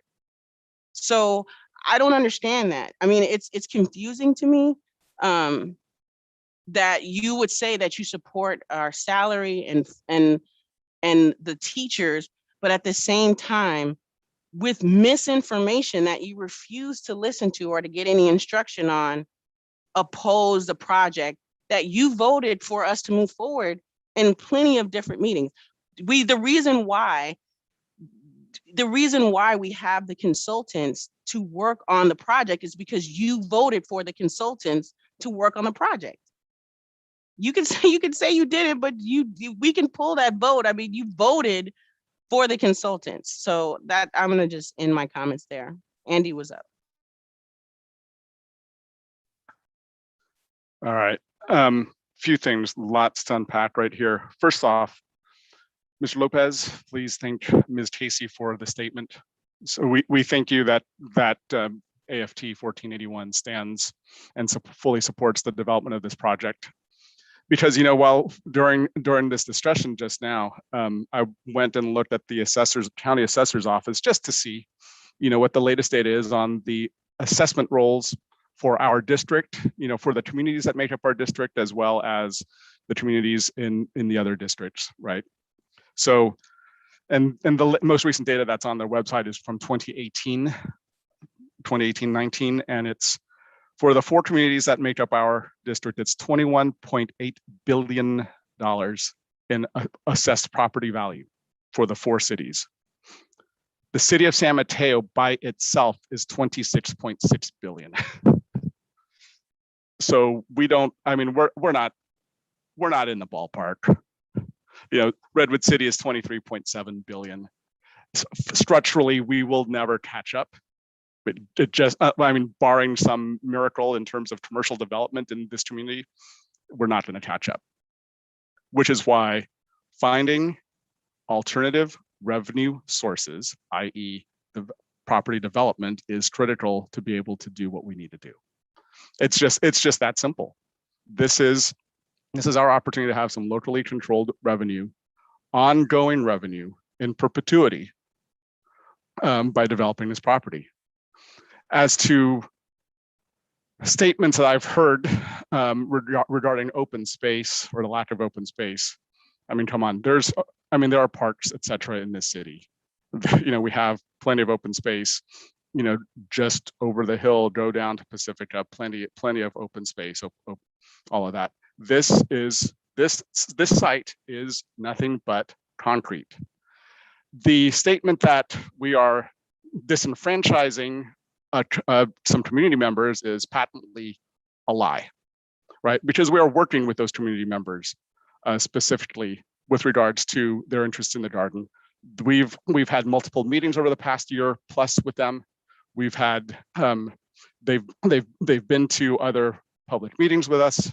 You know, while we don't always see things the same way as they do, we certainly have had very robust conversations about partnering with them and how they can be a part of the planning for green space in the new development. In the breakout sessions that I certainly was a part of during those community meetings, one of the community members was one of our own staff who lives nearby and plans on living in the faculty and staff housing. And he was excited by the fact that there would be amenities associated with the larger development once he moved into faculty and staff housing. You know, that 2 to 3 years out, you would start to see some of this. You know, the fact that there's mixed use type of usage on this property long term. You know, and community members who live in the St. Francis neighborhood, which, as I recall, Supervisor Canepa a couple of years ago when we first proposed the idea to him, saying, you know, it's the St. Francis community that we need to really, you know, make sure that they understand what's happening. And many of those community members came out and said, oh, we're excited to see something happening finally up closer to our neighborhood and not down the hill. So there's a lot of good that's out there that's being planned, and that will do some amazing work as an additive, as an addition to this community, as well as provide some much needed revenue for us as a district. So that's where I will leave it. So I'd like to say something. You know, Mr. Ochapinti, I know you're an activist by nature. Okay, when I first met you and we vied for the same appointment, we spoke outside. I know you're an activist by nature and you're an educator. But you have voted from the very beginning, and we can pull up the votes, but you have supported this. You have supported this. Anything attached to this, you have supported, except for maybe recently. Regardless, if the board as a whole has voted to, if the board as a whole has voted to approve something, we have to support that. And that is our charge, because no one member decides something. It has to be it has to be the majority of the 5, right? So, and as you've seen, the development of Serramonte del Rey it is so crucial to the health of our district and to keeping and attracting staff. So it's going to be great for the community. And you've said that we're not listening, but as Ms. Salahuddin, Mr. Lee, I mean, everyone will attest that we are listening to the community. They are being heard. We are meeting with the certain community members that you've talked about.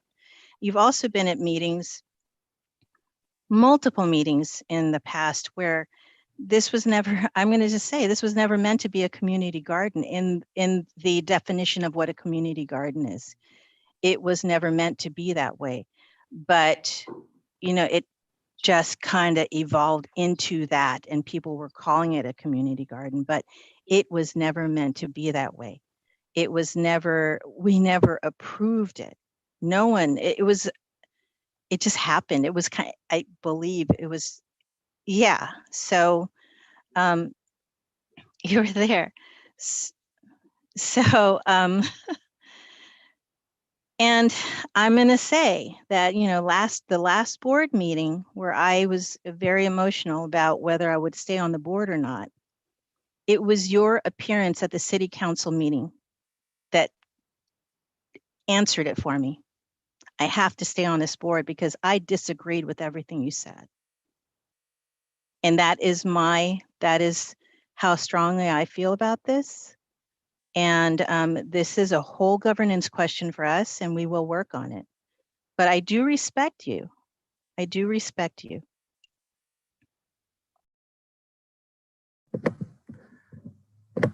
Okay, thank you all for your comments. One, I just want to say one thing. I have been nothing but respectful at every part of this process, but I do feel like I've been disrespected with the community on many parts of this process. It doesn't matter what happens in any given meeting. I always show up with a fresh start. That's how I approach my job as a teacher, more professional, and I work with ethics. So two things, actually, there's a few things I want to address that were said. First of all, by law, one, once a board makes a vote, but if somebody votes against it on that board or a city council, whatever it is, as an elected official, as a citizen, no matter what you are, you retain the right to speak in your own capacity, no matter what, as you please. This is the First Amendment. This is the Constitution. So there is no law. CSBA governance does not tell you just because your board votes one way that you all have to repeat that everywhere you go. That's not the fact.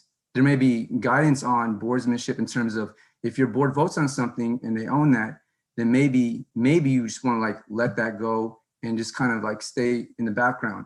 This is an important issue. I'm not opposed to buildings on our campus. What I haven't even seen is what the blueprints in terms of the fuller layout of what are those developments going to be? How much affordable housing are we going to have? The garden itself, most people here, and I see Trustee Salahuddin laughing at the meeting and making gestures, but that's the kind of disrespect that I'm talking about. The negotiations of these things have been done with the facility subcommittee, which Trustee Salahuddin and Vice President Lee have been doing for at least over what, 1-2 years now. So a lot of the information is not public. One, that's a fact. Two, I haven't been privy to any or most of that information. Three, I've asked for it, but not received it. Four, when I did receive it, it took over 4 months to confirm that there was no video of the community, of which there were only 10 members of the community at a meeting. And then it was told that the breakout rooms had that video. How do you put 10 people in the breakout rooms when your entire meeting has maybe less than 20 people you could fit on one Zoom screen? So for me, as somebody who has a background, some background in urban planning, the community.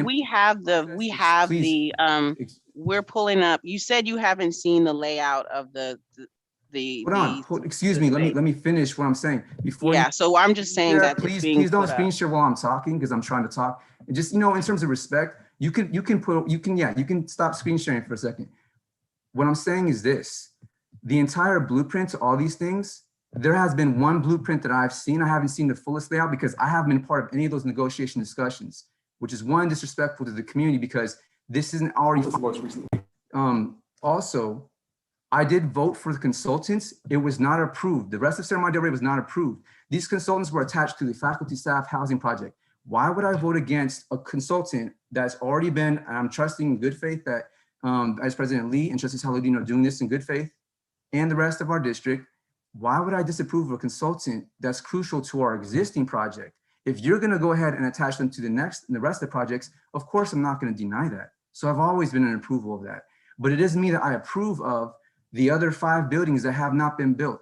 It also doesn't mean that I approve of getting rid of green space, regardless of whether there's a garden there or not. That's some of the last existing green space in our community. And it is Earth Day this week. Just wanna remind everybody that the environment matters. And if you're laughing right now, you should take a good look at yourself afterwards on YouTube, because it's disrespectful to a lot of the work we do in the community to preserve that. And the people who have done it out of the goodness of their heart. They're not getting paid. They're not doing anything negative to the environment. So for me, just as a trustee, seeing what they've done there, that is one part of this project that nobody here will address in terms of preserving. Like, why aren't we saying, let's preserve that one piece, that's the last piece that's not concrete on our campus. It will be the only place outside of Shasta, our other high school here, that we have left that serves educational purposes, aside from the faculty staff housing project, which supports our district. And working and being committed to our goal and our charge in education as a teacher, it's insulting to tell me that our charge is to build private developments and prioritize that while just bulldozing some of the last green space on our campus. You know, I could go on forever about this, but this actually needs to be an item on a future regular meeting agenda, not on a Saturday morning. And I don't appreciate it when people come at me because I'm being attacked. I'm the only one speaking in defense of these things. And as the only person who's a teacher who does get low pay, I know exactly how it feels. And I know exactly how our staff and our entire district feel when they're not getting that compared to the rest of the county. So please don't make those assumptions and then try to leverage that I somehow am not privy to, that I do know about this information you provided, because I have not seen the majority of this information you're referring to as a fact. Please stop providing that false misleading information, because that is not true. And President Tejada, to speak to that, I'm glad you're on our board and staying here as a president because you're from the community. I would encourage you to not take it as a charge that you need to be here because you're opposing what I'm saying. To me, that expresses a level of distrust that I think I would remind you that we're here to work as a team, together as a community. And I was hoping that. Yeah, I'm doing the best I can just to speak on this element of this issue. Yes. I have been supportive from the start of discussions around it, but I have not been included, and neither has the community to a large degree. And that was what I have been asking from the start. I will stop there and I will ask for this to be on a regular meeting so we can discuss it further. But I would appreciate some civility and respect from everybody on this issue, especially with respect to our community that is not this meeting today. Thank you. Trustee Green. Hi, forgive me for my ignorance and all, but I am a student trustee myself. Me and one of the other student trustees were speaking, and we had thought that we feel that people's personal emotions are overbearing what they're saying here in this meeting. I'm not pointing the finger directly at anybody else, but I think we should understand that when these videos are live and to the community, these people are looking up to us. And I feel that if we're going back and forth and we're arguing with each other, what does that, it's like, I use the analogy like when you're in turbulence and you look at the flight attendant. If the flight attendant is panicking, you're gonna panic. So I feel that us as a board, we should calm down. We should understand everybody's point of view, but we shouldn't be talking to each other like this. It just makes everything, in my personal opinion, of course, I don't speak for everybody and I don't want to speak for everybody, but I can only speak from what I'm seeing. And it just seems that we're unorganized, and it's going to make the people who look up to us going to feel worried because it seems like we don't have what we have together, even though everybody else here is putting in so much work to keep it together, you know. And that's all I have to comment. Thank you. Thank you, Trustee Green. Ms. Van Raphorst. Thank you. And thank you, Trustee Green, for saying that. And just to kind of maybe wrap this up, I just want to point out to the board members and to the community that there is a website for this project. It's at serramontedelrey.org, and it has the master plan. That's what I was going to screen share, but we don't need to do that. Like I said, I'll just wrap it up. But I just want to point everybody to that. It has all of the information about the project, including the layout.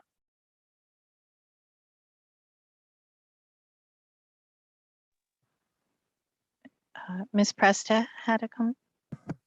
Well, I had my hand up and then I took it down because we went in a completely different direction. But I wanted to thank, first I wanted to thank Ed Lopez for reading the statement. And I wanted to thank Monica for her support and for AFT 1481. I also wanted to just comment that I've now, I've worked in a few different school districts and been in a superintendent running a lot of the business in another school district. And I just want to give a really big compliment and accolades to Miss Van Ramphorst, because she is really, I think, the best CBO that I've ever worked with. She is extremely knowledgeable. And the first day I got here, when I was just contracting as an HR person, I remember walking over to her because I knew her when she worked in Pacifica, and I was like, we need to get more revenue to this school district. Like, that to me was the thing. And she was like, yep, we're on it. And so I want to compliment the board for their for looking into the future, for not short-sightedness. Long-sightedness, is that a word? That's not right. Anyway, for their vision. And so I would agree with Trustee Green that we certainly need to conduct our work civilly with each other. I also, I'm not quite sure, Trustee Achapinti, how to address the questions that you continue to have. I do certainly want to make sure that you're feeling that you have all of the information that you need and deserve. And I think that we have some disagreement about what has been presented and what is publicly available. So my staff and I certainly will work with you to make sure that you have that information. We feel that the information has been provided, but I also hear that you don't feel it has. So we can work with you on that. But I just kind of, really my statement was to thank Ms. Van Ramphorst for her presentation today. And while we are not in the financial place that we need to be in order to pay our staff and in order to serve our students how they should be served, we are healthy, like we are not, I think we're not in the place that we were several years ago. And so I'm thankful for that. That's it for me, thanks. Thank you. So if there are no more comments, can we get a motion to adjourn? Actually, Mr. Ochapinti. Yeah, thank you. I want to thank Trustee Green for that too. For me, it's never bad to be emotional, but you're right in terms of keeping I think a calm and collected approach to governance. One thing that does, I think on my part, throw me off is when I hear multiple allegations of things that aren't factually true. I have to address them. And I feel like when it's multiple people rephrasing and saying and stating those things, that I need to address them in a public manner. That said, with respect to what Superintendent Presta was saying, yes, I do feel like I need more information on these things. I feel like the community could use that as well. I feel like we should have another community input meeting. To be honest, this has been a pandemic.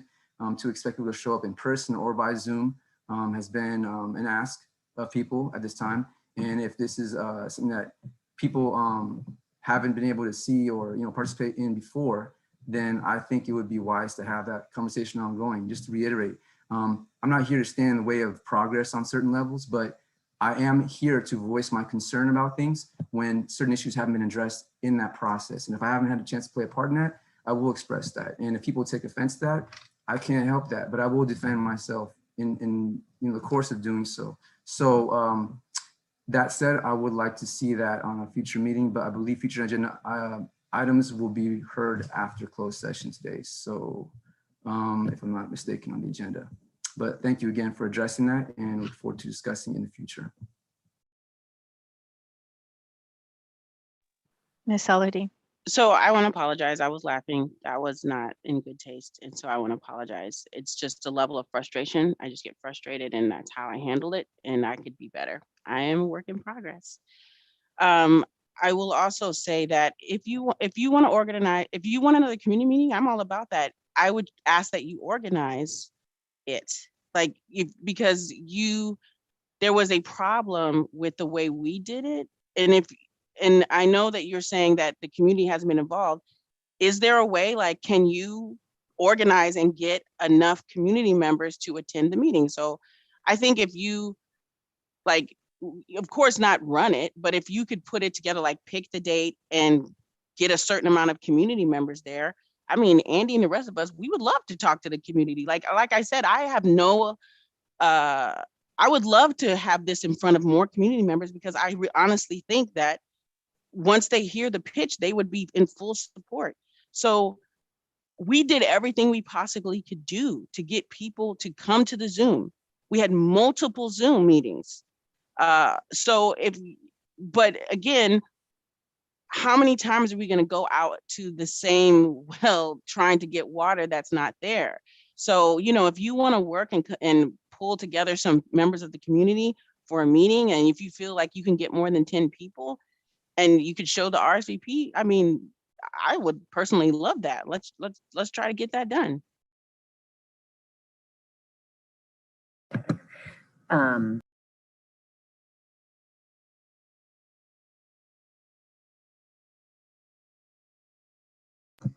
Okay, I just want to say thank you. Yeah, I mean, of course, we're happy to attend and present at meetings.